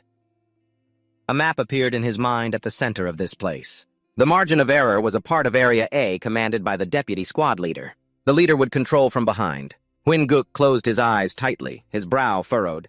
"As long as I find it, this game will end." Hyun-guk whispered in his mind, scanning for metal everywhere. Immediately, traces of searching appeared. If there is any metal I don't know about outside Area A. The images of monsters hiding behind wooden crates were all seen by Hyun-guk. An idea suddenly came to Hyun-guk's mind. He immediately opened his eyes. The knives pointed outwards, detecting directions all around. A notification panel appeared with skill info name Metal Control. Mana usage efficiency for controlling metal. If metal is absorbed, the control ability increases. The current controllable metal weight is 2959 G. Hyun-guk charged at a Koblos with his sword, astonishing it. The knives weaved through obstacles and stabbed the hiding monsters. They moved swiftly from one to another. At this moment, a knife also flew toward the female warrior. He raised his hand to cast a spell. A red circle appeared on his palm and flames burned above his head. Black wisps entered the knife. The circle grew larger. Black and green gases clashed. Hyun-guk glanced sideways. He suddenly shouted, "Here!" The swords quickly flew toward that direction. The female warrior growled and shouted loudly. The flames above her head burned fiercer. Hyun-guk's eyes widened in shock, his face darkened. The black strands wrapped around all the swords. The female warrior looked at him with a triumphant smile. Hyun-guk clenched his fists tightly. He angrily swung his move and shouted, "You bastard, drop my knife now!" At this moment, a notification appears about the skill information name Metal Control. The weight of metal that can be controlled currently is 2.959 grams. Warning, M7 unit has a weight exceeding the controllable limit. Hyun-guk looks at the notification angrily. It hasn't decreased yet, is that not allowed? At that moment, the marks on the heads of the monsters earlier lit up. They blew darts from bamboo tubes, then charged straight at Hyun-guk. He didn't have time to defend. Just when he glanced back, there were already thousands of arrows there. Hyung-guk panicked and hastily raised his hand to block. Arrows were flying in from all directions. Hyung-guk only managed to cover his face with his hand, unable to do anything else. The monsters watched from within the mist. The kobo increased the size of the circle even more. At the same time, they threw the knives back down. They clattered on the ground. That guy raised one hand, then lowered it, pointing forward. The monsters immediately charged toward Hyung-guk upon hearing the command. But now Hyung-guk's hands were deeply pierced by many arrows. He gritted his teeth, thinking he would be hit like in his past life. Hyung-guk stood up and raised both hands. The arrows quickly fell to the ground. Hyung-guk looked at his arms, thinking if it weren't for that body strengthening. The knives that had fallen suddenly flew up. They spun as they moved toward the designated spot. Hyung-guk's face darkened, gritted teeth. "You fools!" The knives flew forward. At his feet, the monsters were running up. The talisman surrounding Hyung-guk was truly furious. He shouted for them to disappear. The spinning knives quickly sliced down monster after monster. The sword strikes formed a huge storm. The whirlwind sucked everything inside. The wind rose across the area. The brothers stood in a stance, covering their faces with both hands. Kobo was surprised. The brothers suddenly called him Kobo, the dark magic sorcerer. An Yen grinned, pointing, "Time to pay you back." The sky whipped into a fierce whirlwind, but despite his pressure, Lee Hyun-guk remained steadfast, unafraid to taunt him more. "Dark magic sorcerer Kobo, it's time to settle the score. Listen up." He clenched his teeth and attacked Nam Chung with his golden hand. Nam Chung was not shaken in the slightest. He shouted loudly, "No matter how fierce you are, it won't work." Although almost scolded by the squad members, he continued to taunt him. "Do you know how much effort I had to put in just to face you?" At the same time, an idea to activate the metal control skill formed in his mind. Looking at the situation, he thought if he carelessly swung his sword like before, he'd be caught off guard. He must attack carefully. After watching for a while, he noticed the other didn't react. Nam Chung felt a bit suspicious inside, but wondered why he wasn't moving. At that moment, the cunning one activated a series of red-colored powers aimed at Nam Chung's legs to bind him, then knocked him down. But Nam Chung was no pushover. He dodged with agility. Seeing this, the other grew even more furious and crazily shouted, "You damn rat!" Lee Hyun-guk wasn't messing around either. His voice was icy cold. "You think you're funny?" At that moment, his feet were also strengthened into iron and steel. "The game's just getting started." Nam Chung frowned, his voice full of anger. "How many times today have you given me psychological trauma?" The two sides began to fiercely fight again. The cunning one attacked from behind Nam Chung. This move made Lee Hyun-guk even angrier. "Dare to stab me in the back. Do you know how dangerous I become when stabbed from behind?" When Nam Chung got angry, a lowly villain like him couldn't stand a chance. Lee Hyun-guk quickly grabbed his horn and dealt him a painful blow. "Now that your body's strengthened, get ready." As he spoke, he kept punching and kicking. The other was thrown far away. Seeing him lying helpless on the ground, he couldn't help but feel satisfied, saying, "I've been thinking about this moment of revenge against backstabbers like you since the first night after regression. You're the first one among them, so consider it an honor." Just looking at how fierce the Dark Mage used to be, and now struggling like this, he couldn't help but mock, saying the mask is broken now, so you can't use magic anymore. "Then let's start a proper fight between you and me, shall we?" Saying that, he launched a series of attacks at him. He was so hit that he could only tremble on the ground. Nam Chin couldn't possibly let him off that easily. He shouted again, asking if beating him like that wasn't enough. At that moment, he grabbed him coldly, drew the sword from his back, and said, "Because of people like you, I had to live like a cripple for years, you know that too. The swords that just stabbed you earlier belong to the teammates you killed in your past life, and this one." At that moment, a memory flooded back the image of his close comrade, Sergeant Lee Hyun-guk. "Sergeant Lee Hyun-guk, are you okay?" Had to use a gas mask. Finally, he coldly said this strike was revenge, the price for Park Jun-mo's life, who died trying to save me. The Dark Mage Kobao was stabbed just like that. At this point, the system displayed information about an item named Cloud Sword. Cloud Sword is absorbing the life force of the Eli monster. An unknown energy source is filling Cloud Sword by 1%. However, Nam Chin couldn't allow the one who dared stab him in the back to die so easily. He frantically shouted, "Don't die yet, there's more!" and said finally, "This is the price for the scar on my face." Without another word, he swung his sword straight at its face. The system then announced 4 item info entries about Cloud Sword. The unknown energy source was filling the Cloud Sword up to 11%. After being filled with the unknown energy, the latent power within Cloud Sword would be unlocked. In this way, Nam Chin felt a bit relieved. Finally, the first knot in the past that caused Min so much pain was changed. Leaving the battlefield, Lee Hyun-guk couldn't help but be surprised. The system announced it had received the Inferno Devil Medal, a medal of hellfire hiding the power of the demon race. It's one of the high-level items on the holy medal chain list. Looking at what was in front of him, he was stunned and thought, why are you here? The Devil Medal is the item of that guy. His undead army is like hell to the living. One of humanity's most terrifying figures, the Necromancer. Nam Chin was a bit intrigued, thinking, although he hadn't discovered anything clear about him yet, he knew he had a non-growth trait like himself. Because of him, ever since the reset, I've had to hide the truth that even though I'm rank F, I can still grow stronger. A non-growth trait means developing in a unique way specific to that person, not through training and fighting. In the past life, after finishing the fierce battle with him barely winning at the Golem workshop, the best thing I got was just the Inferno replica. Replica means a replica item. The more I thought, the more confused I got. So why is there a real item here this time? What else don't I know? At that moment, a teammate shouted, "Oh my God, the poison gas is clearing." Seeing the situation change, he immediately put the stone in his mouth, planning to eat it first. Just eat it. But then a voice rang out, "Lee Hyun-guk, who exactly are you?" Looking at the girl pointing a sword at him. He couldn't help but feel a bit worried inside. "Damn, how much do you think she saw in the battle just now?" Another female voice spoke up. "I'm very impressed with your battle." She confidently approached Nam Chin and said, "Nice to meet you, Sergeant Lee Hyun-guk. I'm Catherine I.U., head of the Seoul Strategy Department of the Chinese Guild." Lee Hyun-suk and Lieutenant Seo Eun-ha pointed swords at Hyun-suk. Around them was a quiet scene, a chaotic mess of scattered corpses. Thick, poisonous gas mixing with the air created an unpleasant sight. Then Seo Eun-ha said solemnly, "Loyal Sergeant Lee Hyun-guk.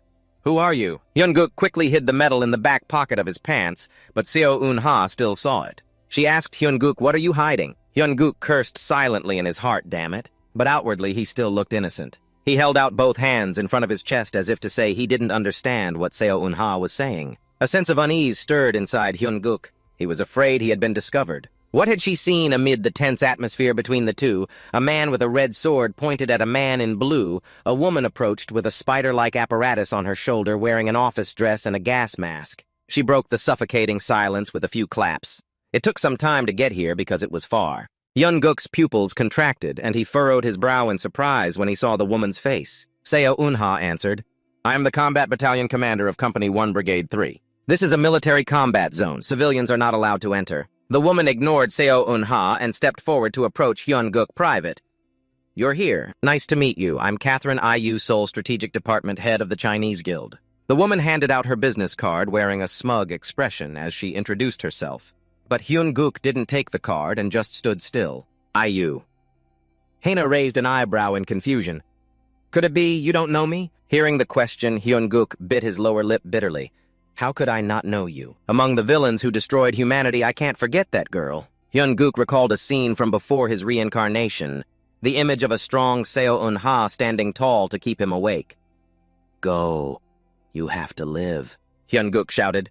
"Seo Eun-ha, get out of the way. What are you doing?" "No, I will be your shield." Seo Eun-ha's eyes welled with tears, but she remained firm in her decision. "Lee Hyun-suk, I'm your first life shield." Then Seo Eun-ha died, her pitiful body swarmed by insects on a rock under the blazing red moonlight. The figure of a woman appeared. The woman who killed Seo Eun-ha was Yu-hi-na. Ending the flashback, Yu-hi-na's voice pulled Hyun-guk back to reality so you don't realize this is a big opportunity right in front of you. Hyun-guk clenched his fists tightly, trying to stay calm. Seo Eun-ha, probably annoyed by Yu-hi-na's appearance, spoke up to chase her away. "This is a military combat zone. Please leave." To I.U. Hana. I.U. Hana sighed. "What's the problem? Don't soldiers usually address each other by rank? You should call me Seoul Strategic Department head of the Chinese Guild." A silent war broke out between the two women, leaving Hyun-guk caught in the middle. What this atmosphere is terrifying. A car arrived. Lieutenant Colonel Kim Kang-seok stepped out diagonally. "Loyal Lieutenant Seo Eun-ha, Company Commander."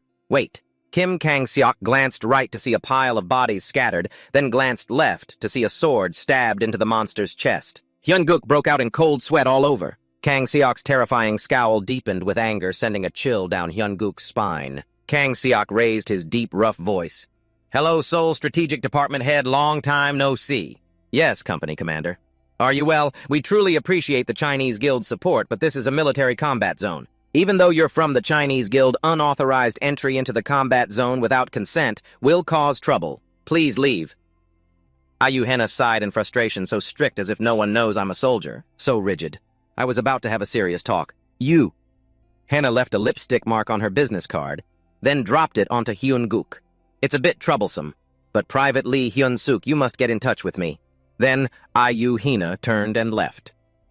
Kim Kang-seok called Hyun-guk's name, Private Lee Hyun-guk, yes. Private Lee Hyun-guk, from now on you will be the squad leader for combat training at Kobol Port. Your top priority is ensuring survivors and recruiting new members for Company 1. Hyun-guk frowned. What exactly is the company commander thinking? Kang-seok continued, after all the reports here are completed, everything will be handed over to you, Private Lee Hyun-suk, to handle. Understood. Seo Eun-ha turned to look at Hyun-guk. Their eyes met, sending a shiver through him, so temporarily out of danger, huh? 1 week later, at the 1st Company of the 3rd Demon Extermination Brigade, Hyun-guk's system screen notified that the Inferno Demon's metal had finished absorbing metal. The controllable metal weight increased by 499 Gs. The total controllable metal weight is now 458 Gs. Loud noises in the men's restroom. The system sends a pre-warning a space is forming in the stomach at 1% caution. You may feel extreme pain. Hyun-guk clutches his chest, leaning on the toilet, fire coming out of his mouth. He grumbles, even after going through this, once my body is still weak, so the pain feels much more intense. Private First Class Lee Hyun-guk hears someone call his name. Then, Park Jun-mo enters the restroom. Sergeant Park Jun-mo leans his ear against the restroom door, watching something interesting all alone. Hyun-guk struggles to say, I'm not slacking off, let me see it too. Hyun-guk's eyes light up like car headlights, literally shining brightly throughout the restroom. Told you no. Scene shifts to a deserted gate that everyone ignores and underestimates its danger. In the end, there were many casualties. Fortunately, thanks to the efforts of Corporal Choi Son-ha, Private An Min-tae, in critical condition, was safely transferred to the military hospital. Because of this, I gave up the thought that I could protect everyone alone. Members of the support squad have started training to strengthen themselves so they can at least protect themselves. However, 2 issues arose. Lee Hyun-suk, after that day, Corporal Choi Son-ha started bothering me. Private First Class, Lee Hyun-suk, Deputy Squad Leader. What do you need from me? This place has too many variables to proceed as planned. Second issue. Private First Class Lee Hyun-guk, please accept the officer position instead of deputy officer. Kang-seok gives Hyun-guk a stern, frightening look. Hyun-guk remains silent. Now nothing surprises me anymore. Captain Kim Kwang-sok paid attention to me during the Itaewon operation. The ambition to create an ideal military culture without rank distinctions. Hyun-guk's inner voice screams, why force me to do what I don't want? Hyun-suk replies calmly, I'll think about it during my leave. 3 weeks later, the weather on the day of leave is very nice. On the first day of leave, a dazzling light emitted from a restroom. The system sends notification, congratulations. You have met the special condition and acquired a new skill. Skill info, skill name. Fire Flame Grade D effect, a metallurgical furnace absorbs metal 50% to approximately 250% faster than a yang. The higher the furnace's efficiency, the more intense the body pain. 2 metal breath. Part of the metal can be stored in a storage space and released to cause heavy damage of 3 kilograms per use. If the hidden condition is met, the skill level will increase. 3 Hyun-suk sits wearily in the restroom. Now I will digest everything faster and won't have to cling to the toilet so much. Changing clothes. Hyun-suk stands admiring himself in the mirror. The next fight with the monsters will be tougher. I'll have to be careful. Hyun-suk recalls a scene. What do you mean you'll abandon Seoul Station? A crowd of cameras and camcorders aimed at a military soldier and the government officials. Please clarify your stance. Will you abandon the people at Seoul Station? The soldier listens silently to the reporter's criticism, with his head bowed. Help me, let me go. Help me, save me. The desperate pleas from the people at Gaeun are etched in Hyun-guk's memory. Hyun-suk continues to think, if not, I could die just like that. I have to prepare everything for this leave. This is the moment to change the future. Hyun-suk strides out the door confidently. Suddenly, a familiar voice reaches his ear. Hyun-suk, how long has it been since you had leave? Wow, military life is so exhausting. That's Sergeant Choi Son-ha. Why aren't you smoking? Choi Son-ha and Hyun-suk immediately recognize each other. Lee Hyun-suk, you want to smoke? The deputy squad leader, Choi Seong-ha, is surprisingly smoking by the roadside. Judging by that expression, it's clear this isn't the first time. At this moment, the hot scene of Choi Seong-ha is fully in Lee Hyun-guk's line of sight. When 2 people suddenly realize they might have revealed their true selves in front of others, the atmosphere immediately becomes strangely silent. After a while on the tracks, the train is speeding toward the destination like your ex turning against you. Inside, Choi Seong-ha and Lee Hyun-guk still seem hesitant about the earlier situation, looking as if they've wandered into a silent land. Both want to start a conversation to break this silence. Choi Seong-ha seems like the one who will speak first as he glances at Lee Hyun-guk, wearing a smiling mask. Choi Seong-ha waves and asks, Hyun-guk, is this the first time in a long while you've had a vacation like this? Your parents must be very happy. Lee Hyun-suk replies sternly, both my parents are no longer alive. They passed away when I was very young. This leaves Choi Seong-yeon stunned. She keeps silent inside, perhaps reflecting on Lee Hyun-suk's family background. Lee Hyun-suk glances at Choi Seong-yeon, seeing she looks guilty, then smiles reassuringly that he's fine. Though childhood was tough and lonely after growing up, he gained relatives who are like family now. Choi Seong-ha curiously asks, who are these relatives like family to you? The story returns to the past. This captain is a strong leader. We are waiting for him. Everyone he loves is looking toward him. Lee Hyun-suk wonders if these are colleagues or comrades. Thinking this, he looks out the window and gives a faint smile, feeling comrades is more accurate. Finally, the train arrives at Yeon-dumpo Station. Looking around, Lee Hyun-suk reminds himself these 4 days and 3 nights of a short vacation, I need to prepare well for the future, and the first thing to prepare is money. Looking at the billboard, Lee Hyun-suk falls into thought supporting our players. These words make Lee Hyun-suk frown deeply. The owner of Blue Chi who possesses assets worth thousands of billions. Currently, Gordon Brossi's dirty money flows secretly below to bribe high-ranking officials and players to trade demon items, gradually helping him gain total control over everything. There are many reasons to sell your soul to demons, but the most important is still money. Though not able to earn as much as Gordon Brady at least, I must ensure I don't get caught up in his money game. I know big events will happen in the future and know every time and place to make money. Meaning if I invest earlier than others, I can still make huge profits even with little capital. So when investing, I need someone I can absolutely trust who will never betray me. I must entrust someone who will keep their word no matter how small the promise. Lee Hyun-suk has arrived near his destination and hears a heated argument. Oh no, damn it, are you crazy? Don't make me have to run outside and hit you. Inside, it turns out there's a quarrel between 2 brothers. That thing, Won-chun, you know about it too. That guy doesn't really have many trusts. No, I don't need to know that. If there's protection from above, isn't it enough for you to just do some small tasks and get a little... But even so, it's something I have to put effort into. It's not like I'm just sitting around, oh, seriously, having to be security for the trust event is really embarrassing. The knock on the door immediately draws their attention. Come in. Won-jun lets go and steps forward. Hey, dumb pilot. How long has it been? I heard you're awakened, and so am I. My name is Lee Won-jun. Nice to meet you, buddy. Lee Hyun-guk smiles and replies, yeah, nice to meet you too. Then returns to a cold expression. We're not close enough for such greetings, and with that he brushes past him. Long time no see. Yeah, it's been a while, Hyun-suk. What are you trying to do? Lee Hyun-suk's actions so far make Won-chun lose his temper. Hey, you ate and forgot all the past, seeing me happily welcome you. You've forgotten all the past. Need me to help you remember? Going back to the past and stuff, is that all? Don't joke around. Show us your real ability then. If that's all you have, I could also be awakened. Hey, Won-chun, why the hell are you frowning? What awakening are you talking about? You're clearly useless. Saying that he lunged at Lee Hyun-guk with a punch, showing just a bit of power like a lunatic, and he dares to call himself an awakened. If you dare go around bragging that you're awakened, you'll be dead meat with me. Back in reality, Won-jun acted like he was about to attack someone. That dumb pilot guy actually has some guts now, huh? Lee Won-jun, an S-rank player with the warrior trait in the guild, hopes to loudly threaten so he can play with you like back in school. Let me make you beg for mercy like back then. With a gentle face, Won-chun called out to him every day, asking him to stop. Won-chun stubbornly considered himself the strongest, threw him aside, and shouted that if he didn't want to get beaten, finally Lee Hyun-suk left to the side. At that moment, Lee Hyun-suk finally spoke up and told him to just kill him. The 2 on the other side looked at him in surprise. Lee Hyun-suk's cold gaze repeated telling Won-chun to just go ahead and kill him. This hit his nerve, and he immediately charged at him, cursing him a bastard. It seemed like he used all his strength to hit Lee Hyun-suk, but he still stood motionless, as if Won-jun's punch couldn't hurt him even a little.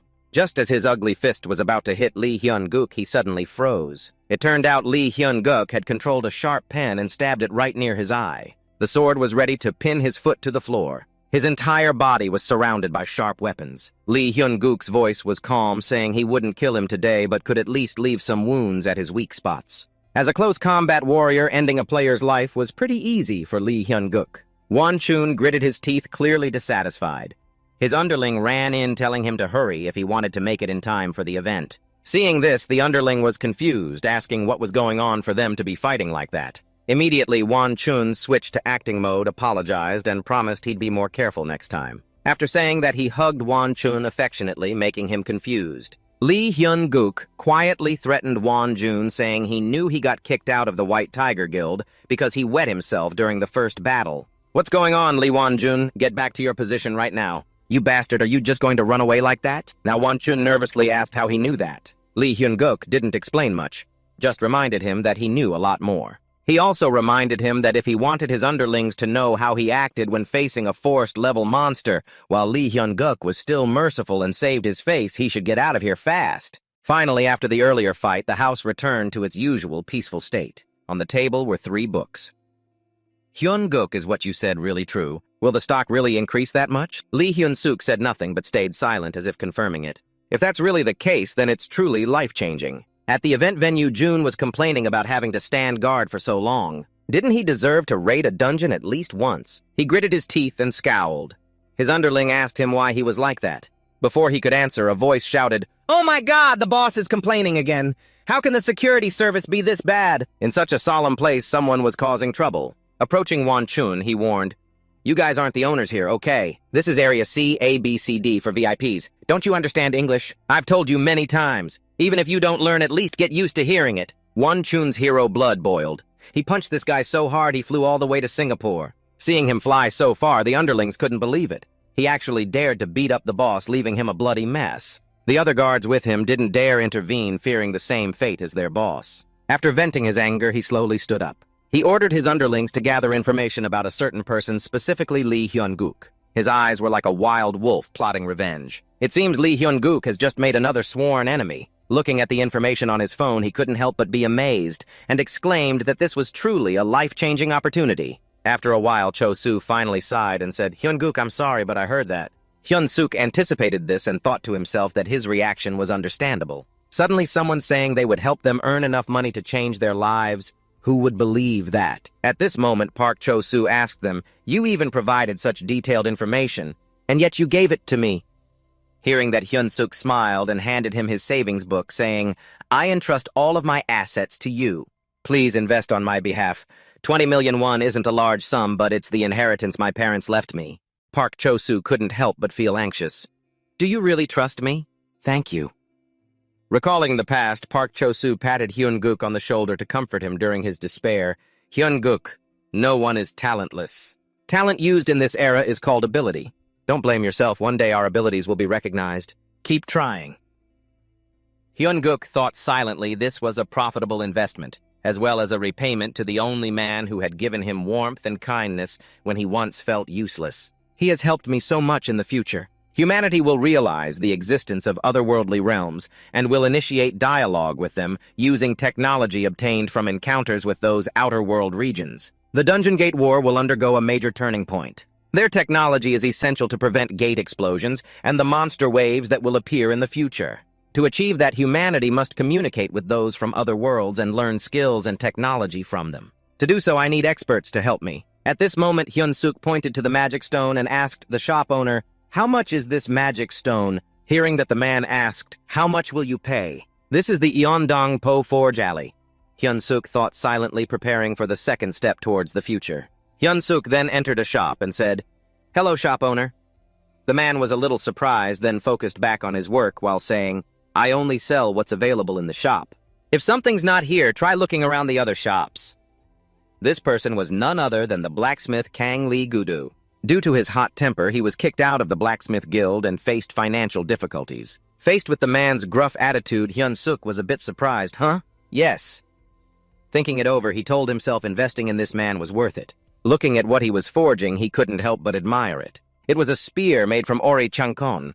Rough in appearance, but later it would be able to pierce the heart of the Taurus dragon, a dragon-hunting spear. Now I know the origin and birthplace of the first-class equipment came from this shabby forge. At this moment, a girl entered and asked, "Oh, do you have customers?" Hearing that, Kang Leader-do angrily scolded, "Hey kid, what kind of customer are you talking about?" The girl didn't hesitate to argue back. You have customers every day, so why are you scolding me? Seeing who had arrived, Hyun-guk smiled and thought silently, long time no see, my comrade, the famous blacksmith Kang Baekseo.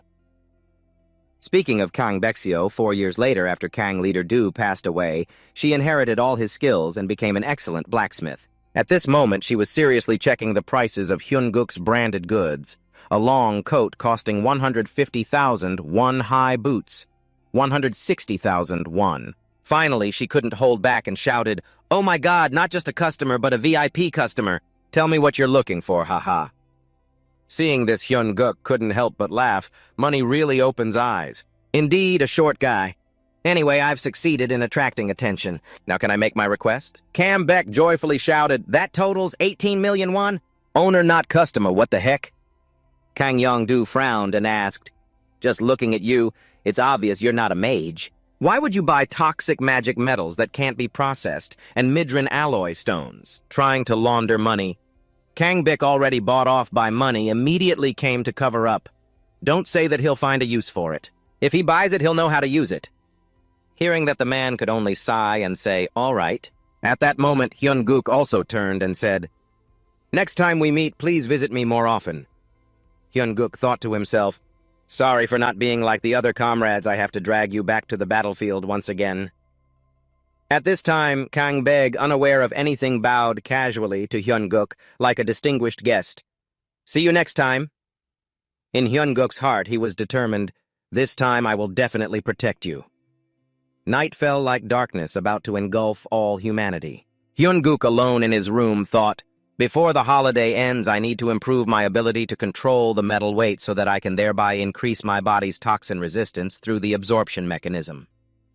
Absorbing toxic metals. Time remaining to absorb metal, 19 seconds. You have absorbed toxic metal. After absorption, toxin resistance will increase slightly. Hyun-guk thought, "Normally this would take that much time, but now I have the forge's breath inside my body." At this moment, the system displayed skill information Forge Breath.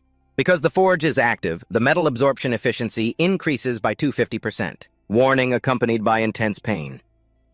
In the end, Hyun-guk couldn't help but squeeze his eyes shut. The veins on his body bulged.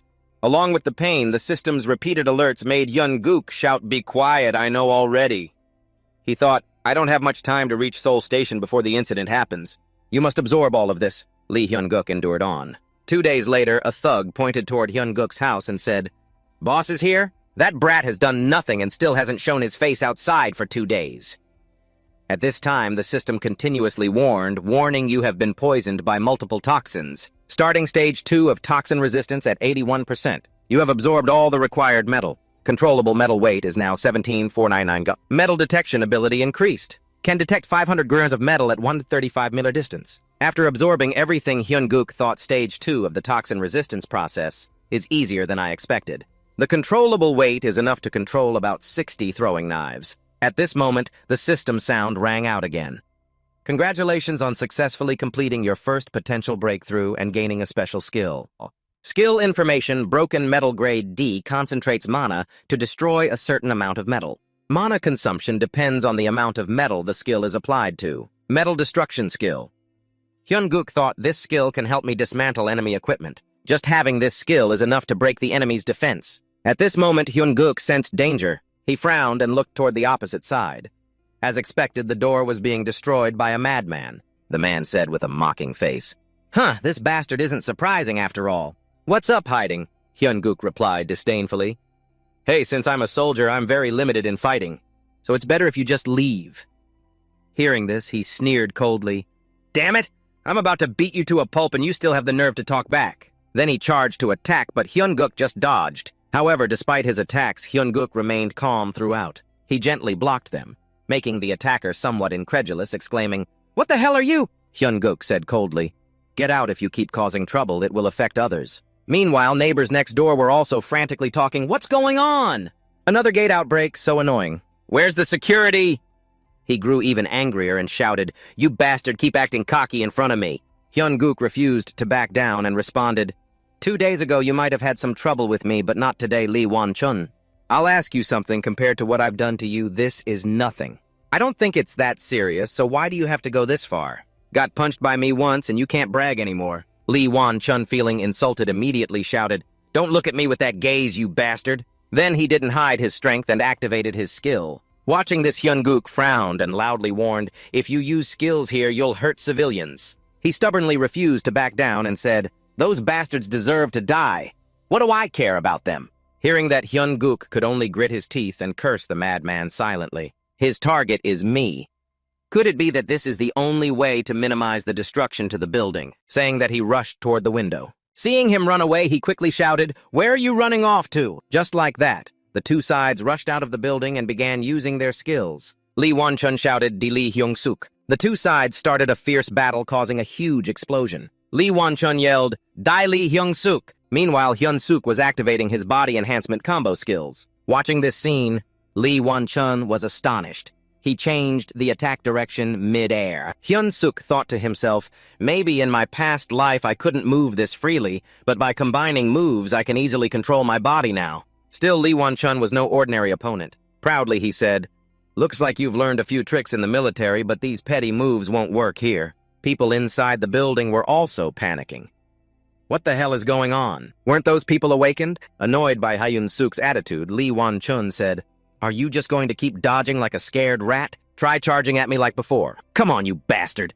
The two continued their fight. At this point, the civilians noticed something was wrong and warned each other, "Don't go down to the first floor. It seems like fake awakened ones are causing chaos down there." "I already reported to the association. Let's wait a bit longer." Facing Lee Wan-chun's fierce attack, he could only helplessly think many civilians are watching this. Being a military officer, I can't fight back. If this blows up, it could ruin my plan to participate in breaking through the dungeon gate at Seoul Station. Seeing civilians filming, Lee Wan-chun became even more confident. "Hey, is it because so many eyes are on me that you don't dare to strike? Fine, then we just need to get out of this mess." Saying that, he directly activated his power to destroy everyone around here. Seeing this, Hyun-guk quickly intervened and cursed, "Damn it, are you trying to collapse the whole building? Don't you see there are innocent civilians here? Those people have nothing to do with me." Lee Wan-chun coldly said, "Nothing to do with you? Of course they do. You and those damn trash bags dare to piss me off. If you want to stop me, move your dog body here and block this move." Watching this, Hyun-guk couldn't hold back frowning and shouting, "You idiot! I'll make you regret it." Without hesitation, he activated his power to destroy Lee Wan-chun's equipment. At that moment, the system announced the skill info Iron Fist. Skill name and effect consumes mana to crush a certain amount of metal. The mana consumption varies depending on the amount of metal the skill needs to crush. After what seemed like an intense fight, Hyun-guk remained calm as usual. Meanwhile, Lee Wan-chun, having his equipment destroyed, screamed in pain. "Blood all over my leg, you dog. What did you do to me? Don't come near me." Hyun-guk looked at his pitiful cries and coldly said, "I'll ask you one last time. Why did you go this far?" Hearing this, he gritted his teeth and shouted in pain, "What nonsense are you talking about now? Those damn flies and mosquitoes bothered me, so I had to kill them all, didn't I?" Hearing that, he sternly said, "Understood. No wonder a filthy rat like you got kicked out of the wild wolf pack. Bullies like you, obsessed with false pride, don't deserve to be players." At the same time, he silently added that bullies always end up as traitors because it hits the core truth. So he retorted, "What can a stupid prisoner like you do anyway? Stop acting tough." But Hyun-guk didn't want to waste any more time on such a fool. He directly pointed and activated his power to threaten him. "Hey, Lee Wan-chun, don't ever show up in front of me again. If you dare, I'll cut off both your legs." Regarding this action of his, he could only stand there in stunned silence. Hyun-guk reminded him once more, "You better thank Buddha and the heavens because I'm a soldier." He thought to himself, "That's right. I can't miss the chance to save my comrades and get revenge on a bastard like him who stole from me." Fortunately, the sky had lightened. At this moment, the brothers were seriously explaining to everyone in the awakened combat force, "I was simply trying to stop Lee Wan-chun." But after hearing that, he seriously said, "Your testimony matches the witnesses. But this Lee Wan-chun guy is pretty dangerous too. You're really lucky.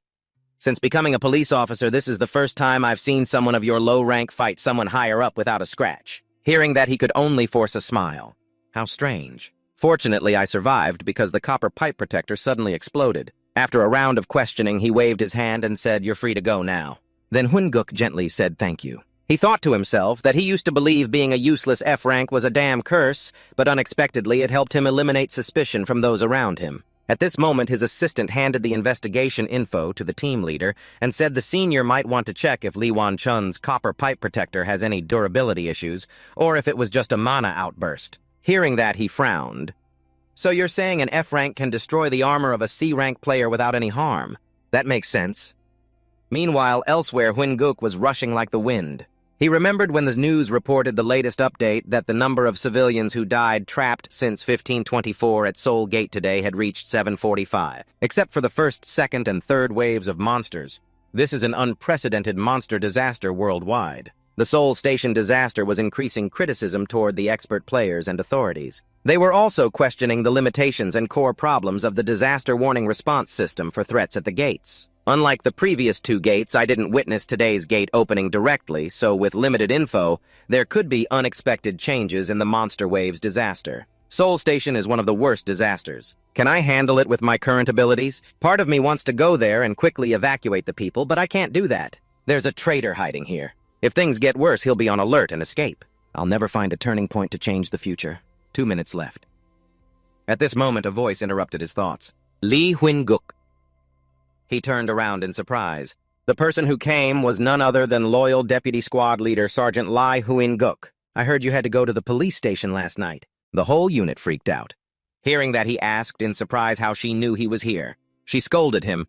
You said you had plans at Seoul Station the other day, so why didn't you answer me? He was a bit confused, frowning, thinking in his past life. Choi Sun-ha wasn't here.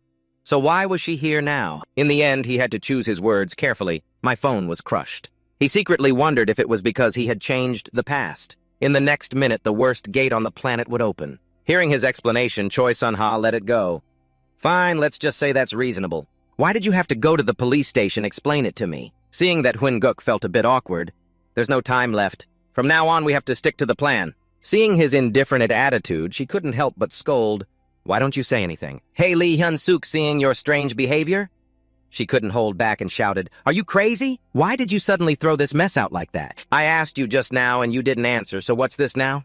But Huynh-guk didn't have much time to explain to her. He immediately said briefly, When I give the signal, you must run to find the gas mask right away. Hearing that Choi Sun-ha couldn't help but feel a bit confused. At that moment, a crack suddenly appeared along with a fierce whirlwind. The monster also appeared immediately. He didn't say much more. He directly shouted, Right now outside the mother and child are talking. Mom is going in, you just go ahead. The girl frowned and asked, Why does Mom keep sending me away? I want to see Mom go first.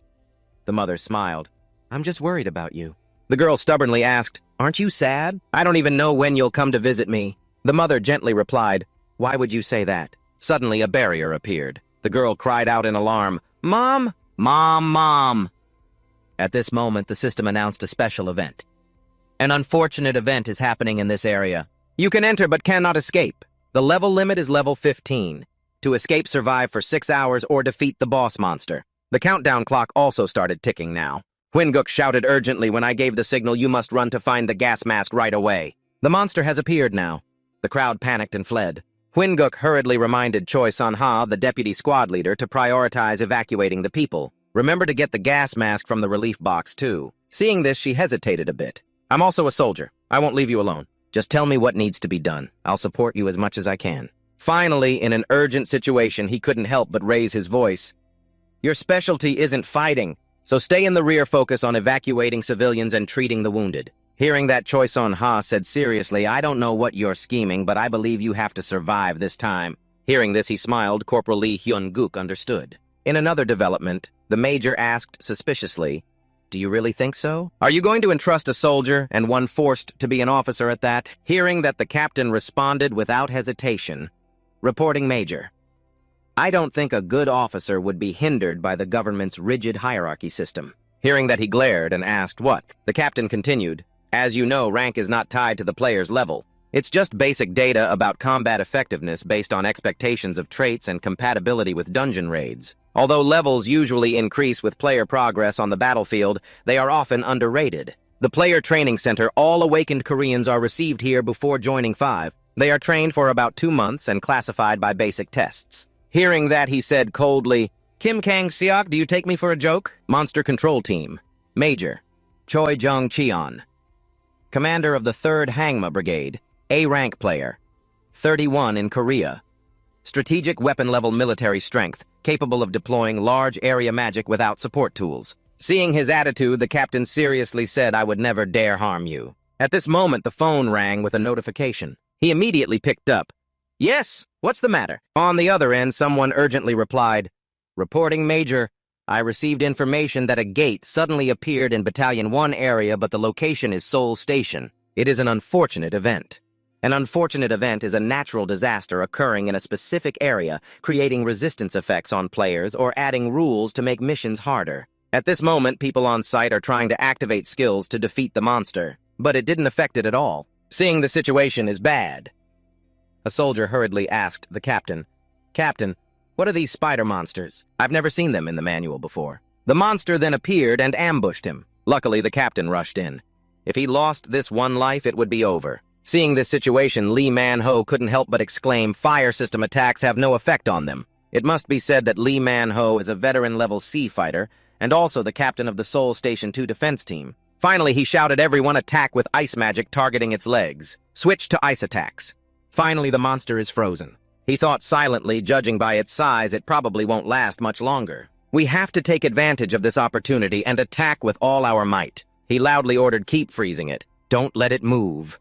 However, very quickly, the monster broke free from the ice and turned to attack fiercely. This monster is called the Poison-Armored Spider. It has thick skin. Normal attacks can't hurt it. Right now, do I really have the strength to handle these guys? Is 2 days of preparation enough? There's no more time to hesitate. Huynh-guk calmly stepped in front of the monster and unleashed a skill. It's time to test the D-grade crushing skill. Mana consumption efficiency for crushing a certain amount of metal. Mana consumption varies depending on the amount of metal the skill is applied to. At this moment, the system announced a warning: your mana is decreasing very fast. 76% remaining. With this skill, he could stand alone and hold off the monster. With this strength, I will block the disaster at this gate. Not only that, I can also claim all the rewards alone after clearing all the monsters at this gate. Huynh-guk laughed naturally and loudly screamed some more. "I'll send you off with just one punch to see how tough you really are, Iron Wheel. How does it feel to have your guts crushed?" Just like that, the monster that was rampaging before now collapsed to the ground. Looking at this, Captain Lee Manhwa couldn't help but be amazed, thinking no way he defeated a monster alone while no one on our team could even touch it. I've witnessed countless raids, but never seen someone so relaxed facing something like this. Could this be some little-known S-rank power that even a shadowy figure has noticed everything? He couldn't help but curse, "Who the hell is this guy? You're messing with me?" At this moment, Captain Lee Man-wo trembled and asked, "Huynh-guk, I'm Lee Man-wo of the Seoul Station 2 defense team. May I ask if you are an S-rank player?" Then Huynh-guk calmly said, "Not done yet." Hearing that, he asked, puzzled, "Huh?" Huynh-guk continued, "This is just the first one." At that moment, another group of monsters appeared. Seeing this scene, Huynh-guk grew even more interested. Those stupid spiders, how dare they jump on people's heads like that? Meanwhile, outside, the army lined up neatly. Squad 1 is ready, Squad 3 is prepared and deploying the red formation. Until Phase 6 is everything clear. On the other side, a man in armor smugly said, "Ha, this scent is so nostalgic." His assistant behind him responded, All right. By the way, since that thing is so huge, why don't we mobilize more mages, then use magic to break the barrier?" Hearing this, he frowned and said, "No, this isn't magic, it's system law. You can't break system law unless the entire system collapses. The only thing we can do is wait until time runs out." At this moment, the system announced a special event. An unfortunate event is happening in this area. You can enter but cannot leave. The level cap is 15. To escape, survive for 6 hours, or defeat the boss monster. Kim Kang-yuk seriously asked, "How many players under level 15 are there in the Tsinghua Guild?" After all, he is Lieutenant Colonel Kim Kang-ok, commander of the Monster Defense Battalion, a level B player. The person beside him is no less ordinary. She is Henna, head of strategic planning for Seoul in the Blue Flower Guild, an A-rank player. She immediately turned to ask him, "First, is there anything like that in Cheongwaka? And are you really planning to send the rescue team in there? They'll die for sure." Hearing this, he frowned and replied, "There are more than 800 lives trapped inside. If we put the lives of our soldiers above all else, it wouldn't make any sense. Besides, there is someone very trustworthy there." Meanwhile, Huynh-guk activated his full power to enhance his Iron Wheel armor. Then he launched a full attack on the monster. However, his strength alone was not enough. Immediately, he commanded the team behind him to freeze the monster as before. Hearing this, Lee Han-mo also responded sternly, "Understood. Fire is planned." They activated their skills aimed at freezing the monster. The battle grew more and more fierce. Huinguk's iron armor shouted loudly, "You disgusting monster, you've got the wrong opponent. I'm your real enemy." The Iron Wheel Armor Man sneered coldly at the monster. "Are you awake yet? Why don't you take your friend home and go back to sleep?" At that moment, a system alert sounded. "Your mana is dropping rapidly, remaining 63%. The Iron Crusher warned, "Your mana is dropping rapidly, remaining 39%. Watching Huinguk fight someone in the shadows silently observed and evaluated everything. Someone of his caliber couldn't have coincidentally taken the subway today. Why would someone like him be at Seoul Station? Damn it, this is ruined. I can't believe I failed on the very first mission." The system voice announced, "Attack mission. You missed the target of waiting for the armored poisonous spider to nest at Gate 1 in Seoul Station. Mission failed." Hearing this, he panicked. It's over. After the fight, the civilians were safely evacuated. Li Manhwa said sternly, "The first wave of attack seems to be over. All soldiers assembled quickly. Thank you. We were too weak ourselves to stop the first wave. I thought you were a high-level player. Thank you for your help." However, Huinguk's cold attitude confused the soldiers. Li Manhwa was a bit surprised and asked, "Is there a problem?" At that moment, he suddenly remembered someone he doubted. Thinking quietly strange, "I don't see him anywhere," though he's supposed to be a security team member. Then a familiar voice sounded, "Li Huinguk." He turned around. "Oh, right, Sergeant Choi Son-ha. Sergeant Li Huinguk, deputy squad leader. Have you evacuated the civilians yet?" Seeing this, Li Manhwa was stunned. "What? Who can order an S-rank player when the militia has already arrived?" Son-ha replied, "The spiders are too big, so the civilians were divided into small groups. We evacuated each person into a room with a narrow hallway. Fortunately, no one was seriously injured. But have they really started attacking already? Quickly report everything to Squad 6. Finally, Li Manhwa couldn't help but ask the soldier, "Sir, what is your level?" For this question, he pretended not to hear anything. Thinking quietly, "I don't have time for this." Outside, Kim Bik was also giving orders to the army. "I appoint Lieutenant Lee Min-hee as the commander of the front line for the Seoul Station rescue operation." He was a bit startled, but then responded properly. "I, squad leader of Squad 2, understand, sir." Kim Bik said sternly, "Focus on me. It's regrettable to send lower-level unit members there, but the lives of innocent civilians depend on you. Protect them as soldiers. Understood." Hearing this, they all shouted loudly, "Understood, sir." Kim Bik then gave special instructions to squad leader of Squad 2. "After the operation, when you meet Sergeant Lee Huinguk, remember to coordinate with his opinions during action." He was a bit stunned. "Ah, you mean Li Huinguk, sir?" Meanwhile, at another double gate, the system once again announced a special event. "Monsters in the area will attack you." At that moment, someone said with disgust, "What the hell is this? It's everywhere. What does it mean, will attack? What the hell is going on?" The system announced the mission list. 1. Waiting for the poisonous armor spider at Gate 1 to nest inside the Seoul Station failed. 2. Massacre at least 500 civilians by any means is underway. 3. Deliver items obtained from Elite Monsters HQ-11 at Gate 2 to the Rebel Alliance is underway. Hearing this, he irritably said, "Have to endure. Once the mission is completed, I will become a true rebel. Other players don't even get a chance to receive such missions. I took this mission to change my life, but I need to calm down a bit." At that moment, a series of metal balls appeared heading toward his hiding place. Finally, he pretended to be scared. "What's going on? I'm part of the railway guard team."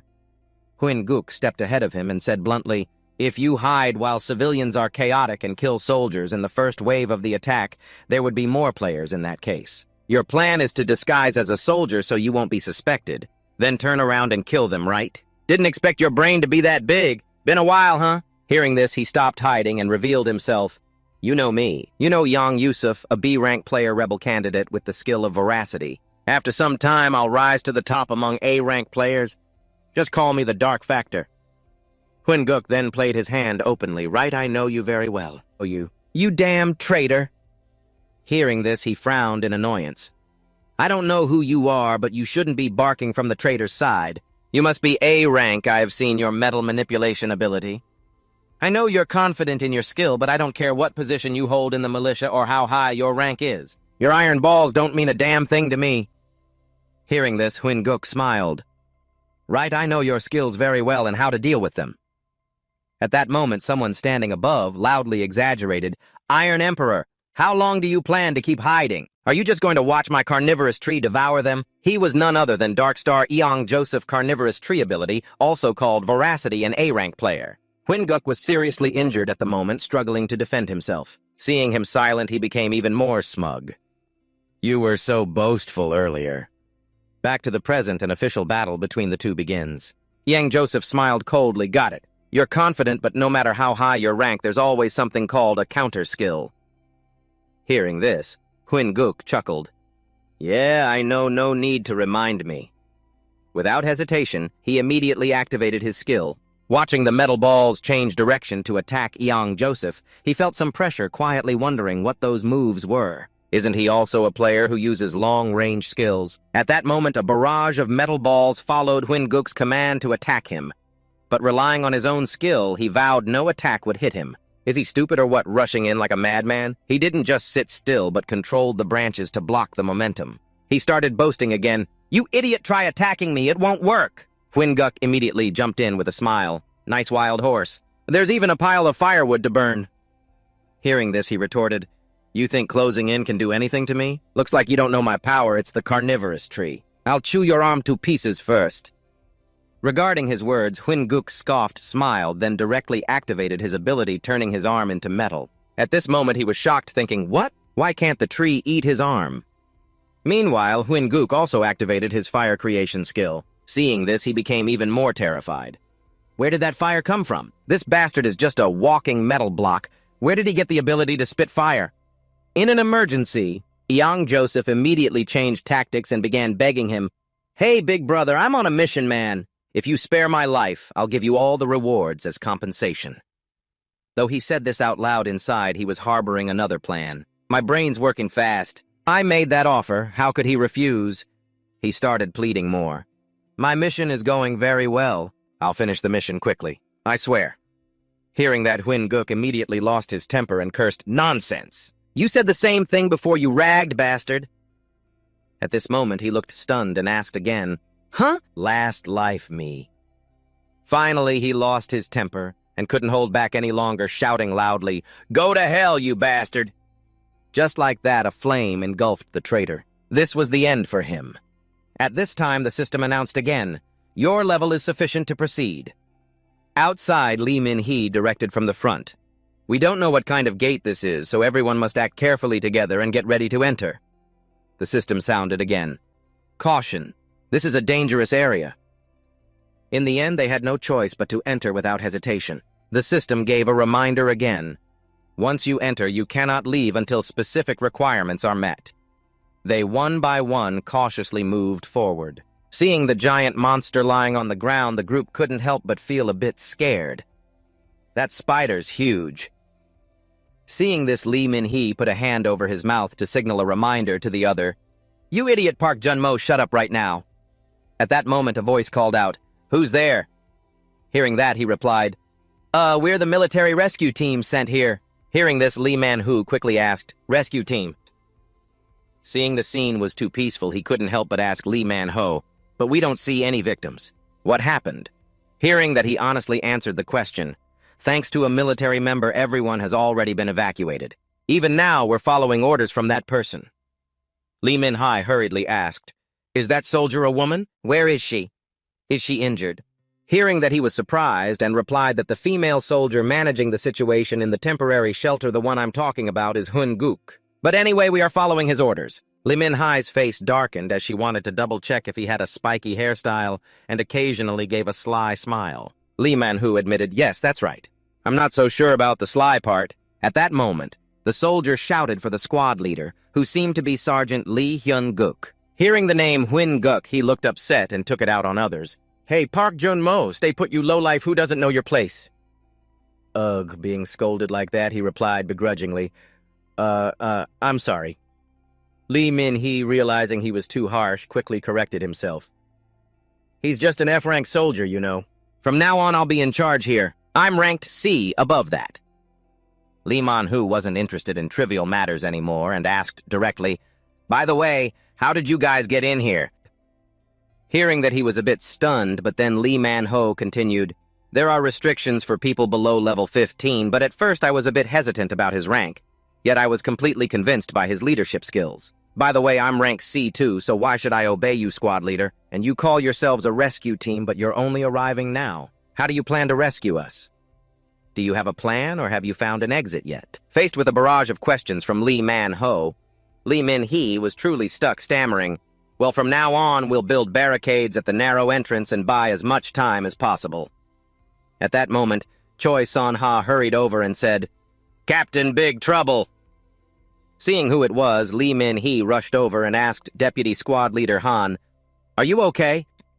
Looking at the person in front of her, she asked confusedly, "Squad 2 Leader, what are you doing here?" Hearing that he seriously said, "I came to rescue you." Ignoring his rambling, she hurriedly reported the situation. "That doesn't matter. The people have realized this is a double gate." At this point, the situation became extremely chaotic. Everyone panicked, shouting loudly, calling the person in charge. "You told us we'd escape if we just waited, so why did you hide that this is a double gate?" But faced with the public's accusations, the person in charge could only gently say it was to prevent chaos. However, after the soldiers' explanation, they became even more upset. Who the hell would believe that? So that security guard was right. In reality, you just want to use us as meat shields to buy time, right? Hearing that, she couldn't help but ask back, "Are you delusional? Why say that he didn't hide it and said straight out, 'The Guardian with the scar on his face said so'?" Elsewhere at this moment, Yang Joseph was burned on half his body by fire, painfully questioning Hyun-guk. "I prepared very carefully for this mission. It's unfair this opportunity came after so long, and it's really unfair." Hearing that, he angrily cursed at him directly, "Stop talking so much, mind your own business, just die quickly." And so he sent him back to his ancestors. However, before dying, he kept whining about the unfairness. At this moment, a gate opened. A brilliant light shining from it made him squint. He shielded his eyes with his hand. Then 2 beautiful girls appeared like angels. The system then announced, "Your mana is quickly recovering. Your health is quickly recovering. Your mission has appeared. Hidden mission. The one who brings light, becoming the dawn for the whole world. You have stopped the conspiracy of the traitors against humanity. You have received the chance to become the protector of humanity. This Guardian mission will make you the light of the world. Do you accept the mission, yes or no?" For this mission, he calmly said, "Of course not." Hyun-guk's answer stunned both angels into silence. "Are you sure you want to refuse? Please choose carefully, the chance will not come a second time." The system screen warned Hyun-suk, but he did not change his mind. He seriously thought, the premise of the Guardian mission is to protect humanity, which is a good thing. But in the end, they are just a group. Surely there will be rewards. A series of system notifications appeared. "This is an item to use, do not eat. A traitor has appeared, immediately deal with him. You have violated the Guardian's code of conduct. Do not laugh like that. Bless without being noticed. Mission failed, you will be punished." Today, Hyun-guk continued thinking, "My actions will often be restricted. Above all, a mission is just a mission, but people are not simple. If this mission is misused, the Guardian can become a traitor like humanity's villain, Godin Prasi, at any time." After all, he was also a Guardian. Hyun-guk thought angrily about the one who killed him. He gritted his teeth and cleared his throat angrily at the system bombarding him with a series of notifications. "How many times do I have to say it? I refuse the mission." The 2 beautiful angels on either side were disappointed by Hyun-suk's refusal. The blonde sighed with pursed lips, the redhead puffed her cheeks and put her hands on her hips. Then both angels disappeared along with the gate before Hyun-suk. Hyun-suk reached out to control his power to get the key from the pile of dead bones. The system again announced, "Congratulations on winning your first reward in the lucky event. The key to Akashi Armory number 2. Looking at the key in his hand, Hyun-guk continued thinking with his usual grim face. "This is the item the traitor Yang Ju-seok sought at all costs, even if it meant killing innocent people. If this is the main mission reward, it must be what the traitors need. If so, I definitely have to keep it." Hyun-guk smiled slyly as he put the key into his inner jacket pocket. "In this life, I must really give those traitors a big lesson." Scene change. 2 soldiers were arguing with a group of civilians. "See, I told you it wasn't him." One soldier spoke first. A bigger man beside him added, "I'm the only Guardian with a scar on my face." A man shouted, "Look carefully. Are you sure it's not him?" "No." The man in the vest stammered. The scarred man fiercely said, "Anyway, you hid information about the double gate from us with no guarantee you wouldn't use us as shields." A lightning bolt flashed in Hyun-suk's head. That bastard Yangjo Seop, he must cause chaos to the end. Lieutenant Lee Min-hee spoke to mediate. Let both sides calm down. I'm the captain of the AMT rescue team. Just trust and follow us. Hyun-suk looked at Lieutenant Lee Min-hee's serious working demeanor and smirked. So Lieutenant Colonel Kim Sang-sol didn't abandon Seoul either. He sent Lieutenant Lee Min-hee to the needed place. She's very timely. The fat man argued, Lee Min-hee, how can we trust a rescue team with only 6 people? Are you kidding me? How do you plan to save us? There must be a plan. At this moment, Hyun-suk finally spoke up, capturing the crowd's attention. Is there something you don't understand? In the second wave, are we all going to die no matter what? The man in the black suit still strained his neck to argue, we can't trust you all. That's exactly why we have to do this. These words successfully angered Hyun-suk. His face darkened. If you don't trust us, do you have another way? The others were all shocked by Hyun-guk's question. Everyone stared wide-eyed at him. Hyun-guk continued. The guards on the tracks are risking their lives fighting. Isn't that enough for you to believe? Is there anyone else here willing to risk their life for you? Those who just blamed the soldiers are now all scared. Lee Min-hyun pointed at Hyun-guk and shouted loudly, Lee Hyun-guk, you brat, how dare you speak like that to the people? And where have you been hiding to only show up now? Hyun-suk answered seriously, I just blocked the double gate. Hyun-suk's words surprised everyone even more. Lee Min-hyun didn't believe it and shouted, You blocked the double gate by yourself! This bastard lies without blinking! Before Lee Min-hyun finished insulting, Hyun-guk cut him off. The second wave of monster attacks is about to start. Everyone must take shelter as carefully as possible. Guards and the squad leader, please follow me. The scar-faced soldier immediately responded clearly. Understood, hurry up everyone. Use chairs and tables to block the entrances. Finding a hiding spot carefully, Lee Min-hyun gritted his teeth in frustration. What kind of order is this? I don't even have a chance to say a word. Is this really the Lee Hyun-guk I know? The purple gate on the ceiling trembled, signaling a fierce battle about to happen. Elsewhere, Hyun-suk was with Choi Seo-nya and Park Jun-mo. Sergeant Park Jun-mo rubbed Lee Hyun-guk's neck. I brought your sword and the vice squad leader's spellbook here. Choi Seo-nya smiled, holding the book. Oh my, thank you. Hyun-guk also thanked him. Thanks, Jun-mo. Hyun-suk sat down, sighing. Everyone gather, I have something to say. The first attack wave of those spider monsters wasn't mentioned in the field guide, but thanks to my armor and our security forces, we successfully stopped it. But with one monster in a cursed event, we are still short. One soldier with a scar on his face. I agreed too, although it's definitely hard to defeat, there's something strange about it. I think since this is the first wave, the cursed event is also a type of event, so it must have stages. In the second wave, monsters using the spider's characteristic venom will probably appear. Lee Min-hyun gritted his teeth with envy. Not only the vice squad leader, but even the guards are like that. They all listen to that loser, so no one cares. The ugly expression on Lee Min-hyun's face was fixed as he focused on Hyun-suk's warnings. That's why we have to prepare gas masks first. And no matter how large the gaseous area is, if the poison spreads, the people will still breathe it in. So we have to lure the monsters out at all costs. Hyun-suk spoke seriously. Now, I will explain the details of this operation to everyone. When the gate opens for the second wave and the monsters come out, everyone must be ready. Remember exactly what Hyun-suk instructed. When the second wave attacks, we have to attract their attention and lure them outside. A venomous spider moved slightly toward Hyun-guk. I'll handle that mission. The spider made harsh screeching sounds and then charged wildly at Hyun-guk. The rescue and security teams will be ready outside in groups, then attack them at positions where they can take cover and hide like last time. We just need to tie their legs and buy time no matter what. Don't get too close. The spider monster attacked wildly. Then to Choi So-na's surprise, Hyun-suk leapt up to attack the monster from above and made a spin to dodge its counterattack. Remember what Hyun-suk said during the briefing? When you find a good position, and I managed to strip the spider's armor, focus all firepower on that part and take them down. Now is the crucial point to increase this operation's chance of success. The squad leader and vice squad leader must lead us. Min-hyun, a tall lieutenant, looked surprised and glanced at Choi Seo-nya, asking suspiciously, me, and the vice squad leader too. Hyun-guk continued. If the squad leader continuously helps me teleport instantly with his blink ability, I can use all my mana and stamina to strip the spider's armor. The deputy squad leader will continuously replenish your mana, so I guess we can use flash teleport all the way to the end of the match. Most importantly, the only person who can detect and handle risky situations in each group is the squad leader. The one who is very skilled in assault tactics, right? Yes.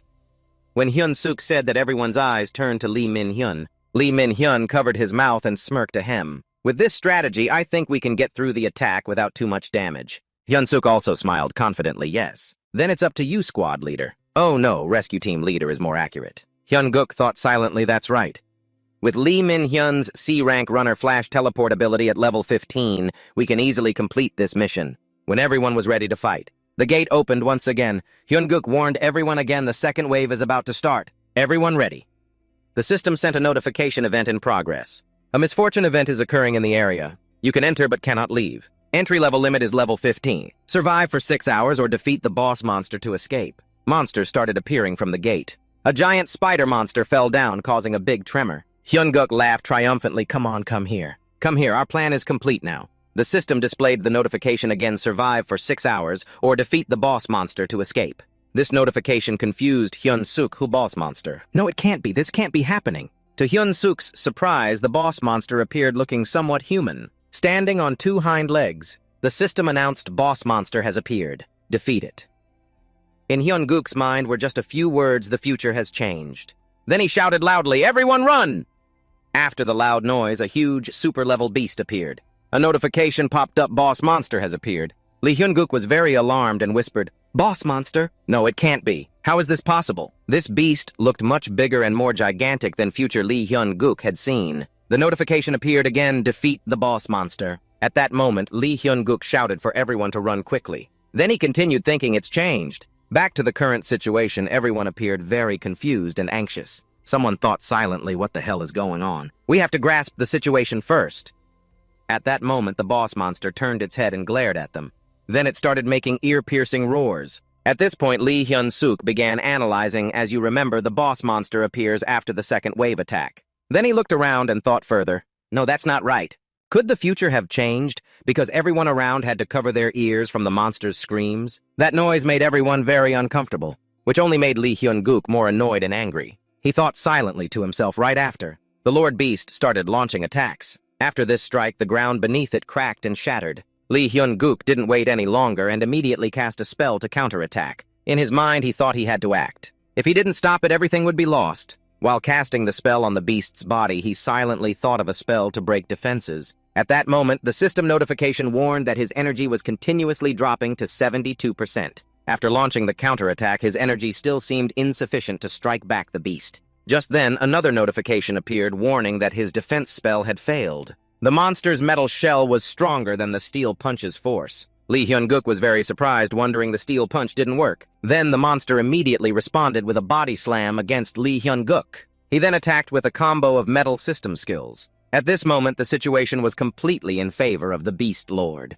Realizing this, Lee Hyun-guk thought it only took one strike to knock down that steel pillar. Lee Hyun-guk continued, thinking the enhanced transformation skill doesn't seem to be effective against it anymore. Then Lee Hyun-guk observed the steel pillar and thought, wait a minute. His expression showed some fear. Did it blow away the pillar too? Immediately after, Lee Hyun-guk was struck by an attack from behind by the beast. Then he quickly rolled and dodged the attack. He instantly calculated in his head and dashed off in another direction. Although he managed to evade that attack, he thought his chances of success were low. Then his expression became very serious, thinking this was the only way. After that, he charged straight at the giant beast without hesitation. His teammate over there immediately shouted, "Hey, you crazy guy! Lee Hyun-guk! What the hell are you doing? Lure it outside according to the plan." Lee Hyun-guk then remembered the previous encounter. That night, he called out to the tactical commander Lee Min-hee. At that moment, Lee Min-hee turned around, exclaimed, and asked, "Lee Hyun-guk, did you purposely call him like that?"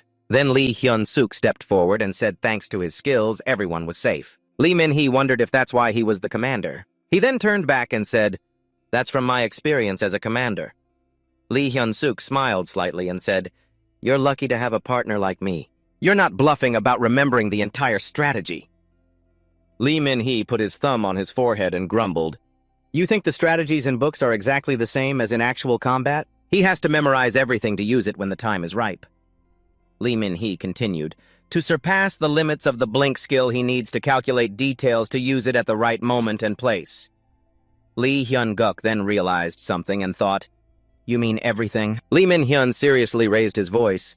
Every strategy is a result. All are constant efforts, and his hard survival.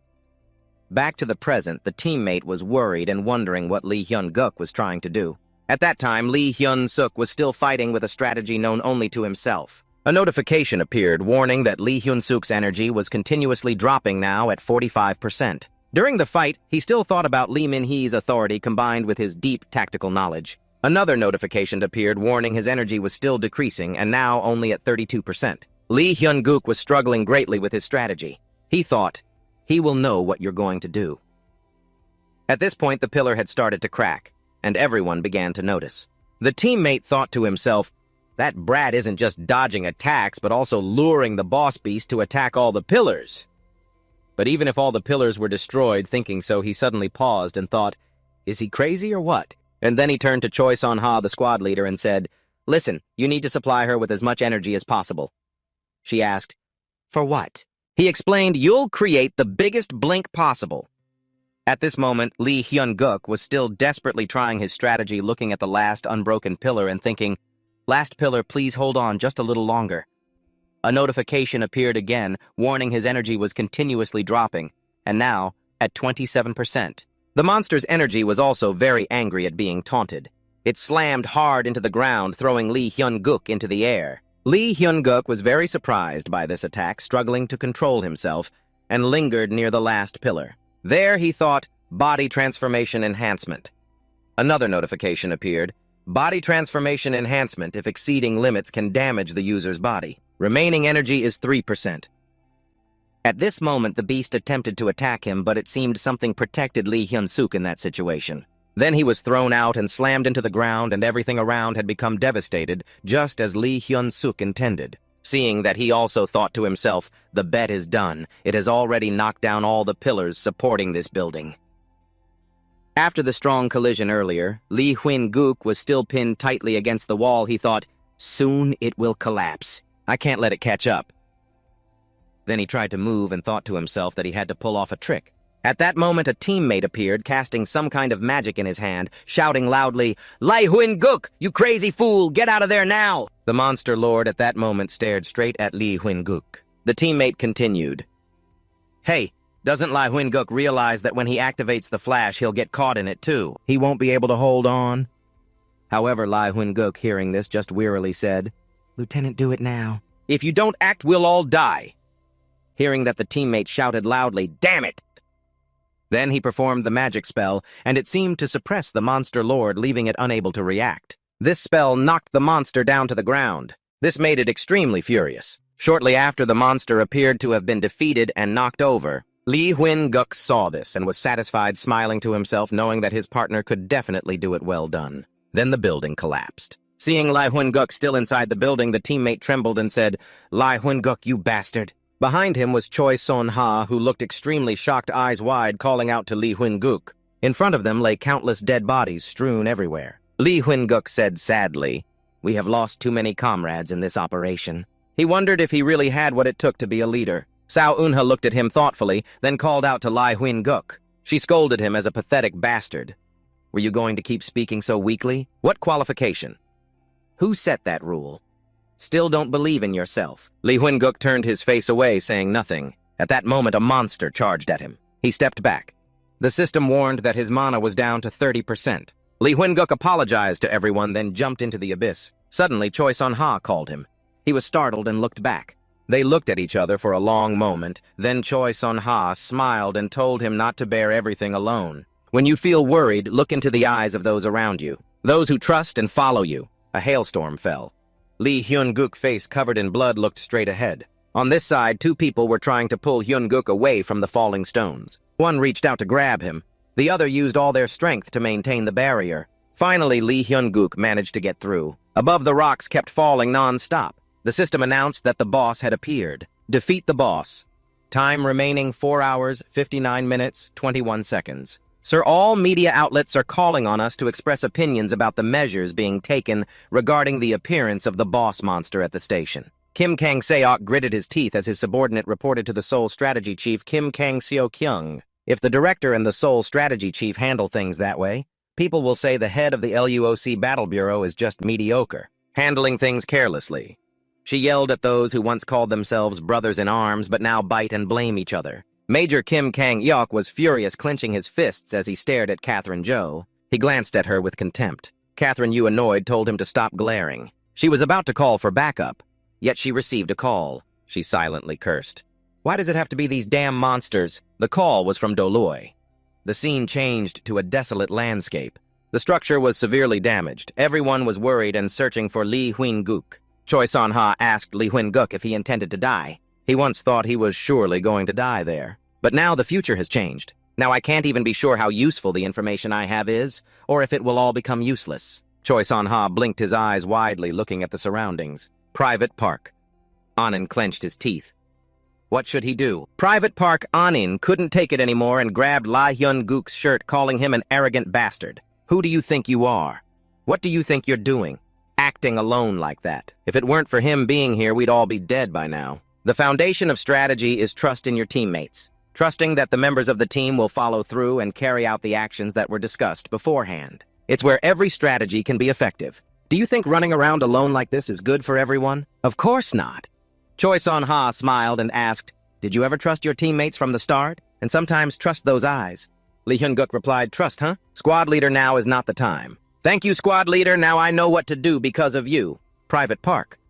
Anin asked blankly, what do you mean? Lee Hyun-guk continued, the boss monster will rush out and attack everyone, but now I have figured out how to stop it. When Park Anin understood his intention, he said this bastard wants to throw himself out there again. Now we have to act strategically. First, even if you have skin as tough as iron. Cutting off Park Anin's words, Lee Hyun-guk firmly stated he would use a proper strategy for this situation. And this strategy requires everyone to work together. Then, with determined eyes and burning spirit, Lee Hyun-guk told everyone, listen carefully now. From now on, the key to conquering the boss monster is all of you. Below attracted looking up, this is Private Park Juno. Information about the boss monster's appearance has spread everywhere. What are you going to do to protect the people of Seoul? The military side, please express your opinion. Everyone shouted loudly.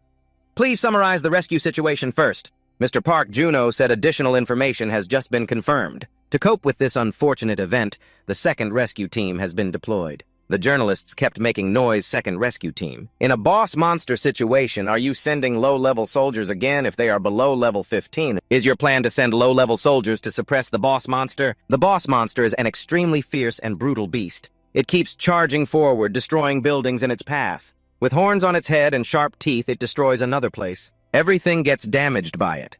The force of its destruction creates a strong wind, forcing Lee Hyun-guk and Choi Son-ha to defend themselves fiercely. It uses its attacks to create a vortex in the sky above. At this moment, a circle of water appears. The teammates anxiously urge the defense team to quickly lower the wall immediately. When lowered, the water poured down onto the monster. It was pushed down by a strong wave of water and collapsed to the ground. At this time, the defense team used magic to block its path. Seizing the moment, Lee Hyun-guk shouted for Park Hun-mo to quickly trigger the lightning strike. Hun-mo immediately obeyed and triggered an explosion that shocked the monster continuously. The lightning enveloped its whole body. It clenched its teeth in pain. Sergeant Lee Hyun-guk ordered Park Hun-mo to hold on until the ice magic was ready. Someone shouted loudly, everyone be careful. Instantly, everyone was struck by an invisible force that made them all clutch their necks and fall down. Park Hun-mo also lost balance and fell forward. The monster escaped the encirclement and returned to the press conference. The plan is to send low-level soldiers to suppress the monster. Are you going to sacrifice them for nothing? Park Juno said resolutely. This time, the second rescue team has an S-rank player participating, the King Hantaeosan. He is the S-rank player known as the King, ranked 2nd nationally and 9th internationally on the battlefield. Hantaeosan said, you've all worked hard. Now that he's here, let him handle the rest. This is the power of the final S-rank player making his appearance. Lazy Tiger Fallen. Tiger Hante-san said proudly, as long as I'm here, these monsters won't hurt anyone. This national war will end quickly. Stand still. Hante-san, the S-rank player known as the Power King, ranked 2nd in Korea, 9th in the world because the future has changed even more. Lee Hyun-guk couldn't fully trust the information he had, so he decided to forgo the reward and wait 5 hours. Unexpectedly, Hante-san arrived just in time. In his previous life, he was an S-rank player without level restrictions, and they could destroy dungeons. It was because Hante-san appeared at the final stage of the event's rewards. Misfortune also turned him into an undefeated warrior when he got his hands on the secret armor item from Mana Marlith. But this time it's different. Alongside Hantasan, fiercely ready to join the fight and help everyone. He even warned Lee Hyun-guk, "Know your place, don't touch his loot." Lee Hyun-guk just scoffed dismissively. Thanks to Hantasan, he no longer has to give up the reward. But if it's something Hantasan really likes, then he's the one who controls this game. Hantasan barely exerted himself fighting that monster. It seemed like an uneven fight. Hantasan casually blocked the monster's blow and sneered, "Does it think it's the only one who knows how to fight? He knows how too." He then focused his energy into a powerful explosive punch that sent the monster flying 10 meters away. Everyone present saw the monster was unharmed. He looked surprised, apparently respecting this monster now. He said, "Monster-chan, you've successfully provoked me." He put all his strength into rushing forward. That slash pierced through the monster's body. He warned the monster that its survival was only going to bring trouble. From above, he fell like a shooting star. The wind he created nearly blew everyone off the ground. Even Lee Hyun-guk wasn't spared. Choi Seong-ha asked if he was okay since he had been attacking non-stop and she had already transferred a lot of mana to him. Lee Hyun-guk smiled, signaling he was fine. He then pulled his hand away, confusing Choi Seong-ha. The rude fellow even dared to ask what Lee Hyun-guk intended to do. Hantasan was enjoying the thrill of continuous kills punching the monster. It seemed the monster was about to become a naked chicken sacrifice on the altar. Just when it seemed over, the monster's chest flashed blue lightning. This stunned Hantasan wide-eyed. From the monster's chest, something emerged, someone who pierced right through the monster. Skill info, Steel Punch rank D. Mana consumption effect to crush metal. Mana cost depends on the amount of metal targeted. Mana level 15%. After the monster was pierced, it howled like it was about to die. Hantasan glared threateningly at Lee Hyun-suk. "Want to die by interfering in his fight?" Lee Hyun-suk retorted, "He's an S-rank ranker."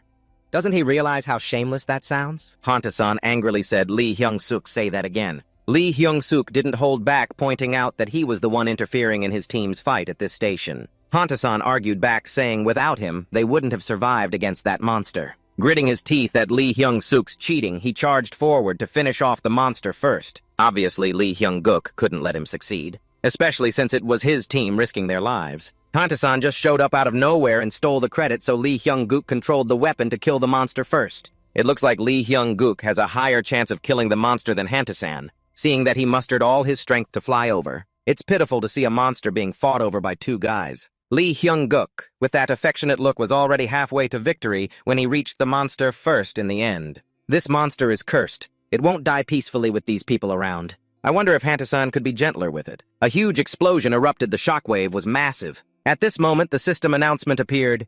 "You have defeated the boss monster. The restriction in this area has been lifted." Oh, look at that. After the appearance of the Fist King, Hantasan, the boss monster, was defeated in less than 5 minutes. The mission is complete. The event dome will disappear after a loud explosion. Oh my god. Now we see how terrible Gyeongsong's condition really is. A girl runs over and hugs her mother anxiously, asking if she's okay. Is Mom hurt anywhere? Her mother says nothing, just holds her tightly. Mom reassures her not to worry because she's fine. Hearing that, she bursts into tears. The reunion scene is so warm and heartfelt. Breaking news. A miracle has occurred. All the people in Gyeongsong have survived. I repeat, a miracle has happened. Everyone has survived. The system notifies Lee Hyun-guk that he defeated the monster, and the reward for his effort will be decided based on his contribution to the event. Meanwhile, Hantasan's face turned sour, yet he only got second place from the monster. Another item popped out as Hantasan's reward. A mysterious energy infused 24% into the sword. As for first place, it's Lee Hyun-guk. The reward looks like a necklace. It fits neatly in the palm of his hand. He received the secret necklace of Mananan Mark Leary, hero level. Attributes can be upgraded through combat. When combined with mana, it creates a thin layer of armor. Also makes the secret armor easy to carry and store. Especially a subspace allows you to store items. And so Lee Hyun-guk protected Gashyun and got what he wanted. Hantasan wasn't happy, though. He called Lee Hyun-guk a bastard and demanded to know why he did that to him. Then Lee Hyun-guk realized Hantasan was here too. He angrily asked what about his reward. Lee Hyun-guk snapped back. What reward of yours? His team was the one who actually stopped the second boss wave. He should be grateful to have second place even though he barged in at the last minute. Warned him he could do whatever he wanted, but the truth couldn't be changed. Hantasan got furious and tried to explain to Lee Hyun-guk. Killing the boss counts for 7% of the event reward. So even if you guys did something before his contribution is still more. He then added something about morality. Hanta-san was extremely outraged, complaining that he had secluded himself for 6 months of training but had to come back to deal with this mess. So at least he should get a hero-level item to make up for it. He asked Lee Hyun-guk again. Hanta-san shouted furiously at him, "Hey, you crazy bastard, explain! Where's his reward?" Hearing that he calmly asked back they stopped the second wave and the boss together. He should be grateful to get second place even though he tried to steal credit at the last minute. Seeing no answer, the guy once again tried to intimidate him by exaggerating his power. He coldly asked him, "Do you realize you just wasted your time now?" He cut in, "Hey Hanta-san, stand still." He babbled about solo training or contribution or whatever. Because if he were paid fairly for the time he spent fighting, no reward would be enough. Hearing that Hanta-san got even angrier. He charged forward, yelling in his face, "You've gone crazy!" Just as the punch was about to hit him, 2 people appeared. One girl looked at Hanta-san and shouted, "Hanta-san, what the hell are you doing?" Hanta-san seemed to recognize the 2 of them, so he stopped what he was doing. He also looked toward the 2 of them. The man accompanying the girl spoke up. "The gate is closed." This man was Lieutenant Colonel Kim Kang-seok.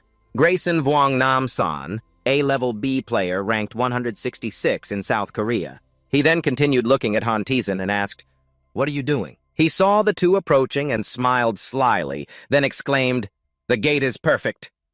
After that, he pretended to reach out to the arm that Hanta-san was about to strike his face with. He stopped mid-air and said, "Oh my, well done, Tiger, excellent Hanta-san. It's an honor to meet you."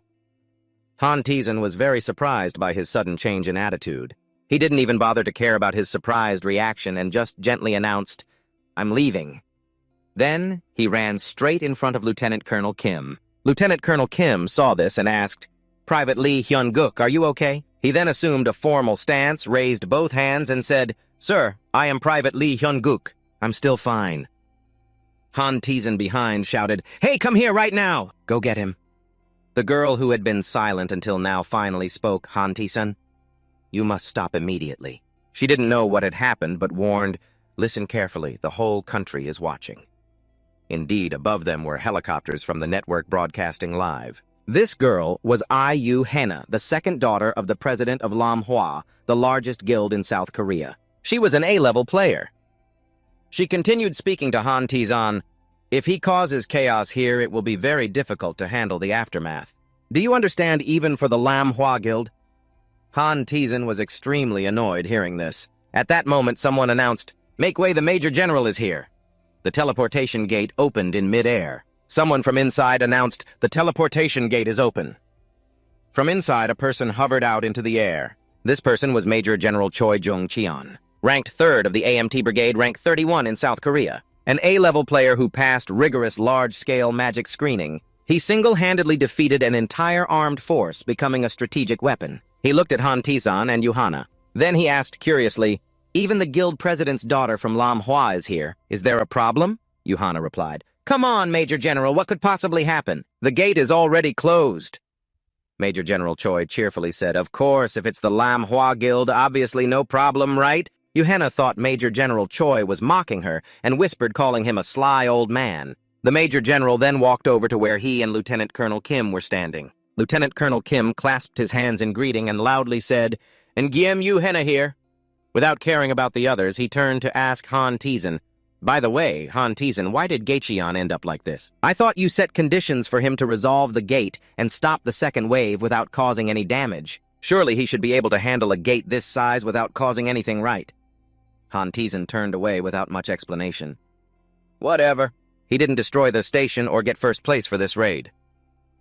IU Hena was very surprised and asked, "What do you mean he didn't get first place?" Hanta-san didn't explain but changed the subject. "Anyway, he already met all your conditions, so you better keep your promise." After saying that, he winked at her, then flew away, leaving only smoke and dust behind. IU Hena still didn't understand and thought, the great S-rank runner Hanta-san didn't get first place in an unusual level 15 event, really. Then who got first place? That question just popped up in her mind, and she already had the answer. She turned to look at him talking with Major General Choi. Major General Choi was marveling.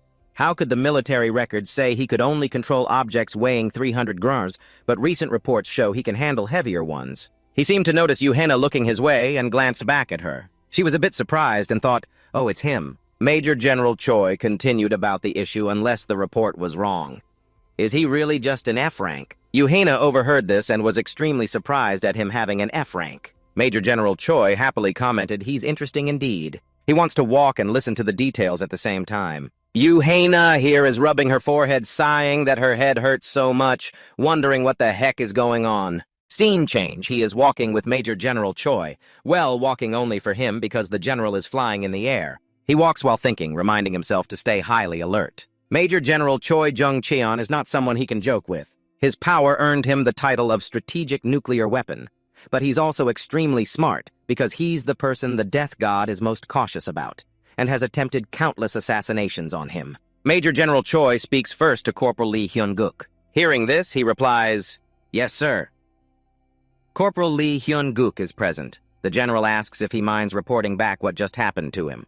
He turns around, feet forming a 5-shaped stance, thinking to himself that just as he expected, the general is probing for any unusual actions contrary to his record. He begins to explain that not long ago, when he captured his second monster, his power suddenly surged along with a message announcing the rise of Dunstan. Instead of 300 gears, as the lieutenant colonel said, he can control approximately 17 kigis and gained a few additional skills. The major general strokes his chin thoughtfully and says, "You're talking about an achievement. The achievement system is very unusual, like missions." He silently thinks no one is allowed to know that an F-tier runner can continue to develop. "Please, Major General Choi." After thinking for a moment, he flashes a bored smile and says, "Let's just call it an achievement. You definitely got lucky." He wonders what that means. This discomfort suddenly leads the Major General to say he can no longer call him an F-tier. Your combat power is at least C-tier or higher. Surprised, he silently calculates. No way does he want to spy on him anymore. The general still smiles kindly, but who knows everything he says needs caution. "You've done a great job. Surely you will receive a worthy reward, right? Do you want any items? Maybe some magical armor or something I can provide it?" Hearing this, he lowers his head, relieved that the general is no longer probing him. Hearing the general's words, he sneers inwardly and says, "Actually, there is one weapon I want, but I'm not sure if a major general like you can just easily give it to me." The general seems incredulous and asks, "A weapon you can't get? What is it?" Without hesitation, he answers, "One of your precious items, the heroic tier Phoenix item." The general's eyes flash with surprise or rather shock. Then he laughs, clutching his stomach and says, "Is your courage made of steel? Great. Next time, get a higher rank before you talk Corporal Lee Hyun-guk. You've been specially recommended." Hearing this, he quickly thanks him. Then the general turns and flies away, leaving him a compliment. Truly a passionate young man. He sighs inwardly. Old Ginger only gets spicier. The general changes the subject. Anyway, it's a relief he can hide a little longer. Scene shifts to a few days later at AMT Brigade 3 Battalion 1. He is lying on the bed looking at system data, absorbing Mananamark the secret armor of LIR, with an efficiency of 150% in the smelter, completing metal absorption in 1959. He looks at the data, thinking that a heroic tier item must be very hard to absorb. Someone runs in and says to Corporal Lee Hyun-guk, "Aren't you going to train?" The person speaking is Private Park Jun-mo, an F-tier lightning element who cannot develop further. Another is Private Choi Min-ji, an E-tier hunter type. He also advises him, "Please teach us something other than training." Seeing them, he mutters, "God, these annoying bastards." Then he lifts his shirt to reveal his bandaged stomach and shouts angrily, "Hey, don't you see I'm recovering?"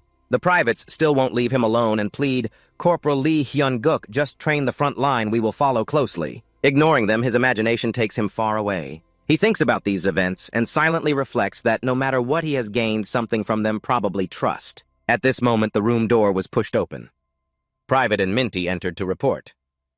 "Private and Minty, you have received orders to return to support the squad from the Military General Hospital. Waiting for orders, sir."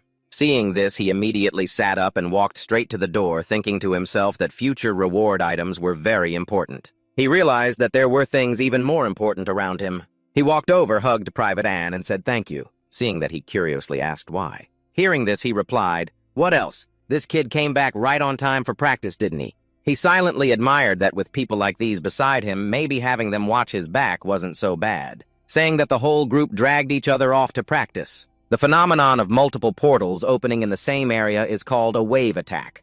Soon, a wave will sweep through Seoul, turning the city into a living hell. Only one person can foresee the future, and that person is him. Can the main character alone stop this wave? Can everyone survive? But this time he also recalled his past life. Private Minty E received orders to return and support from the military hospital.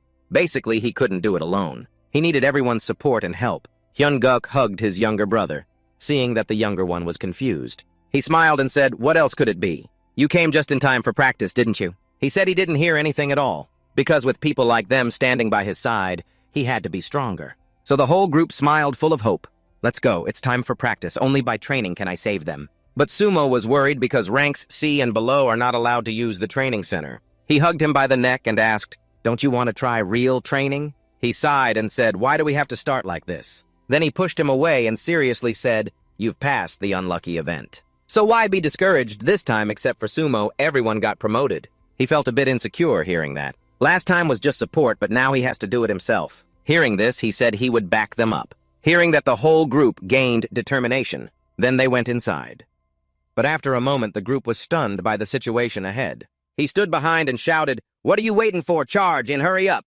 Then he smiled. The door closed, leaving them all inside. They panicked inside and kept banging on the door, pleading for help. Outside, he smiled slyly. The training of attributes began. A few days later, two girls were chatting about that sergeant uncle. The person next to them was curious. "Who?" "Oh, that's the rank C boss who lifted weights during the lockdown event." They looked at him in admiration, thinking he must be very muscular, but it turned out not to be. He smiled secretly, thinking those kids were probably cheering for them. He scratched his ear, puzzled. "Why does my hand itch like this?" Nearby, she told the two to buy enough for the whole group. Suddenly seeing the main character, she asked, "Lee Hyun-guk, isn't it time for personal training?" He seriously shouted, "Reporting. I came to the PX to buy supplements for my subordinates who are training." He didn't forget to glance at the guy behind him. That guy gritted his teeth angrily. "What, you're starting again?" The short-haired girl looked up at him but said nothing. Suddenly she asked, "I heard you achieved great feats wreaking havoc in the dungeon." He was startled and said yes.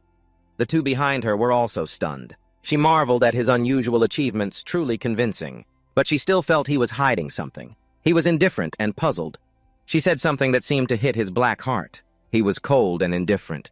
She immediately said something that struck his dark heart. She felt he acted as if he already knew everything. It seemed he had obtained all the information that they did not know. He said he didn't understand what she was talking about. Suddenly, a voice came from behind. "I didn't tell you." Behind them, two people were about to fight. At that moment, a voice rang out from above. "The battalion commander wants to see Nam immediately." They fell silent upon hearing that. She looked at him angrily for interrupting their conversation. Then, before leaving, she seriously said, "I don't know what your purpose is, but I will be watching you." Hearing that, he wished her a good day and then left. Once outside, Nam finally breathed a sigh of relief. For now, he had to stay away from Unha. But what exactly was going on? The promotion ceremony was still a few days away. Just as he stood in front of the battalion commander's door, a loud voice boomed, "What kind of test is this? If you send them here, your people will die." He knocked on the door and someone inside told him to come in. As he was about to introduce himself, he suddenly saw two people standing ahead, one of whom was Major General Cho Dong-cheon. The Major General looked like he had been waiting for him for a long time. Just as the battalion commander was about to speak, the Major General stopped him, saying that he would personally talk to him. His face was serious. A few days ago, a red gate opened in the Sin Dream area. At that time, their whole group was fighting fiercely. They were like madmen, slashing and killing each other. The team leader didn't know what to do. He just wanted to shout for them to stop. But soon after, he was chased and attacked as well. Their entire corps seemed to have lost their minds and gone mad. Even with the map, he couldn't escape. They held him back. His face was full of horror. The scream of Tai Tai echoed.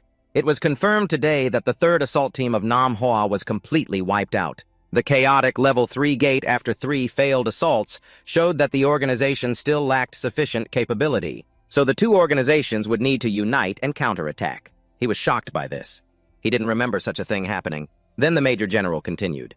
"Entry is limited to level 18 and above, maximum 30 people. I was informed this is a zombie dungeon. Only by successfully assaulting it can one get out." Hearing this, he was amazed. Could the commander of the Undead Legion really be involved? The Major General continued, "That arrogant flower guild has sacrificed many promising rookies but still failed the assault. The assault is our guild's business. They don't need to interfere. I think you are the most suitable person to come here." He smiled mysteriously. The battalion commander spoke up upon hearing this, but the Major General silenced him with a single word. Then he asked if he could do it. Upon hearing that he thought in his past life, none of this happened. But if zombies are involved, this matter relates to the undead. He must take part. Nam shouted, "I'll give it a try." The battalion commander was astonished. The major general looked confident he hadn't chosen the wrong person. But then he said, "I don't think I can handle the red gate with the weapons I have." The major general sighed. "I remember last time if I had it, I would definitely have succeeded."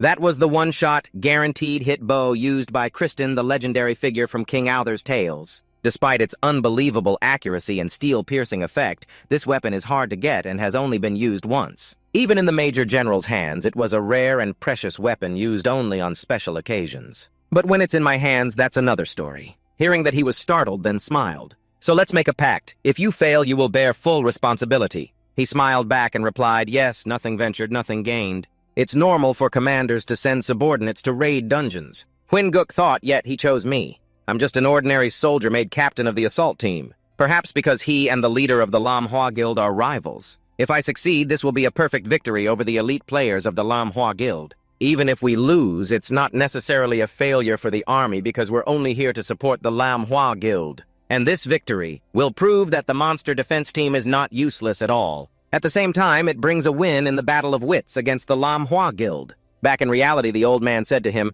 "Very good, I'll give you the fianat right away." He kept thinking that no matter the outcome, Major General Choi Jung-cheon would benefit. The old man continued, I know this mission will be tough for you. If you succeed in the raid, I will promote you to sergeant." He thought, "This sly old man, I won't let him take advantage of me," and said, "Major General, last time you promised me a reward fianat. If I succeed this time, I want to receive another reward." The old man looked at him and thought, "Look at him." Then he said, "As long as you succeed, I promise to give you whatever you want." He shouted, "Thank you, sir. We guarantee to raid the dungeon at all costs." Cut to the dungeon. A squad is sitting beside the corpse of a monster. A black-haired guy said, "You're back, huh?" It turns out they said a bloodied, curly-haired guy said, "A C-rank arena is pretty simple. Now we're confident we will complete the mission." Before Nam could finish speaking, Huynguk appeared with a triumphant smile. He said, "Everyone grab your weapons." The whole group was confused, staring blankly at him. Huynguk continued shouting, "Our support team will carry out the first solo raid." The whole squad was shocked solo, but we don't want that. Cut to 2 days later, a convoy's vehicle rolls down the road. On the vehicle, Huynguk said, "Since this is a zombie dungeon, we'll use holy power-coated bullets. But these bullets are stronger than regular ones, so be careful using them." He said this while holding up a clip of holy power-coated bullets in front of everyone. He added no more training. "Everyone must be careful, understood?" The whole squad replied in unison, "Understood." At that moment, a team member asked Huynguk Corporal Lai, "Huynguk, do you have the fianat?" He smiled faintly and answered him, Don't worry." The camera zoomed in on his hand, showing a blue spearhead-shaped mark. He clenched his wrist tightly. Then they parked the vehicle under a bridge. A shout was raised as the raid team got out of the vehicle. The whole team shouted together, "Clear the gate. Push through the Limdong barracks of the Manhwa Guild." Corporal Lai Huynguk said, "Call Nam Ching for a moment, then before we enter the gate, you'll attend the campaign meeting. Follow me." He replied, "Understood." He turned to his team and said to Junmo Park, "Junmo, take care of things here." Junmo answered calmly, "Understood, Park, Junmo." Another voice was heard, "Bin Yi and Minty. Did you see that? Their gaze towards us didn't look very friendly. At this moment, you are looking at another squad also participating in the campaign with them." A guy in full white armor stepped forward and spoke to him, apparently the captain of that squad. He was kneeling and examining something. He said, "Captain, I heard they're the monster defense support team. Regular soldiers, a whole squad of the lowest-ranked troops. Then it's like we're carrying dead weight. Besides, they'll find out about the campaign recall soon." Assassin's voice was a bit loud, causing Nam Chin's squad to hear and get curious. Before he could finish, the one-eyed guy shouted, "Watch your mouth!" He covered his mouth and said, "I'm sorry." Nam Chin heard this and thought campaign recall. What does he mean? The one-eyed guy continued, "Once we enter, we'll separate from the monster defense team and go alone." He said, "But if so, they won't survive." The one-eyed guy added, "Raiding the dungeon means risking your life. They have to protect themselves. They don't have a choice." Cut to the campaign meeting. Nam Ching saw someone and asked, "I thought there was a meeting." The woman approached him and said, "I had a feeling you would come. That time you hid your soldier identity very well and accepted my business card." He replied to her, "I never wanted that." She continued, "Enough about the past. This raid, you guys only need to provide support. So when we enter the gate, don't do anything to obstruct our Manhwa guild and just stay put. I called you here to talk about this. He thought so. This is why Manhwa agreed to have regular soldiers' support. There's no spring in that. Do you think I will bow and obey? He told her, our team has equal rights as the Manhwa guild right. She asked, so what? How do you plan to handle the boss monster? He interrupted her, why not? Are you worried we'll win? Sorry, do you think I'll be lucky again like at Seoul Station? He stepped closer to her and said firmly, this isn't a trivial matter like luck. She replied, looks like you really want to die, huh? Then don't go in before us. No, you can't. 3 of the top 100 potential teams will participate, don't mind it. Just stay out of our way. He thought IU Henna didn't respond to the provocation, and there's also the campaign recall. There's something about this raid I don't know yet. Do you want to bet with me? If we catch the boss monster before Manhwa, you have to give me what I want. She sneered, thinking always before Manhwa. She said, you don't know what it's like to bet with me, huh? Or how you might lose your life to me? He replied, I do. He thought further, I don't know what she's hiding, but whatever lies beyond this gate, I will handle it. Next is the image of the red gate. A shout was raised. Manhwa guild will enter first, get ready. The Manhwa army raises their shields at a shield command. The troops whisper, we'll leave the entrance area before those soldiers catch up, be ready to run. The command was given again. Manhwa guild moves in the monster raid team will follow in 3 minutes. Get ready. The Namchin army appears. He said to his team, hey Minty, are you nervous? No, sir, he replied. Private and Minty, I'm fine. Everyone focus, just do as we did in training. Everyone pay attention to your breathing. He shouted, and the whole team answered clearly. Now the whole team moved in. As soon as they entered the gate and opened their eyes, the scene was the Manhwa army tearing each other apart. The Namchin team couldn't believe their eyes. The Manhwa captain thought he would be the last survivor. Unexpectedly, at this moment, he was biting his own teammate. His member raised a sword at him and said, Captain. He was terrified and trembling. Then he was killed by his own captain. Switching to Huynh Guk's team, he raised his hand, signaling his team to move. Unexpectedly, they encountered the boss right after entering. It noticed his team and let out a strange sound. His team also stared at it. Without hesitation, it attacked your team. At that moment, Huynh Guk shouted, AMT, assault team fire!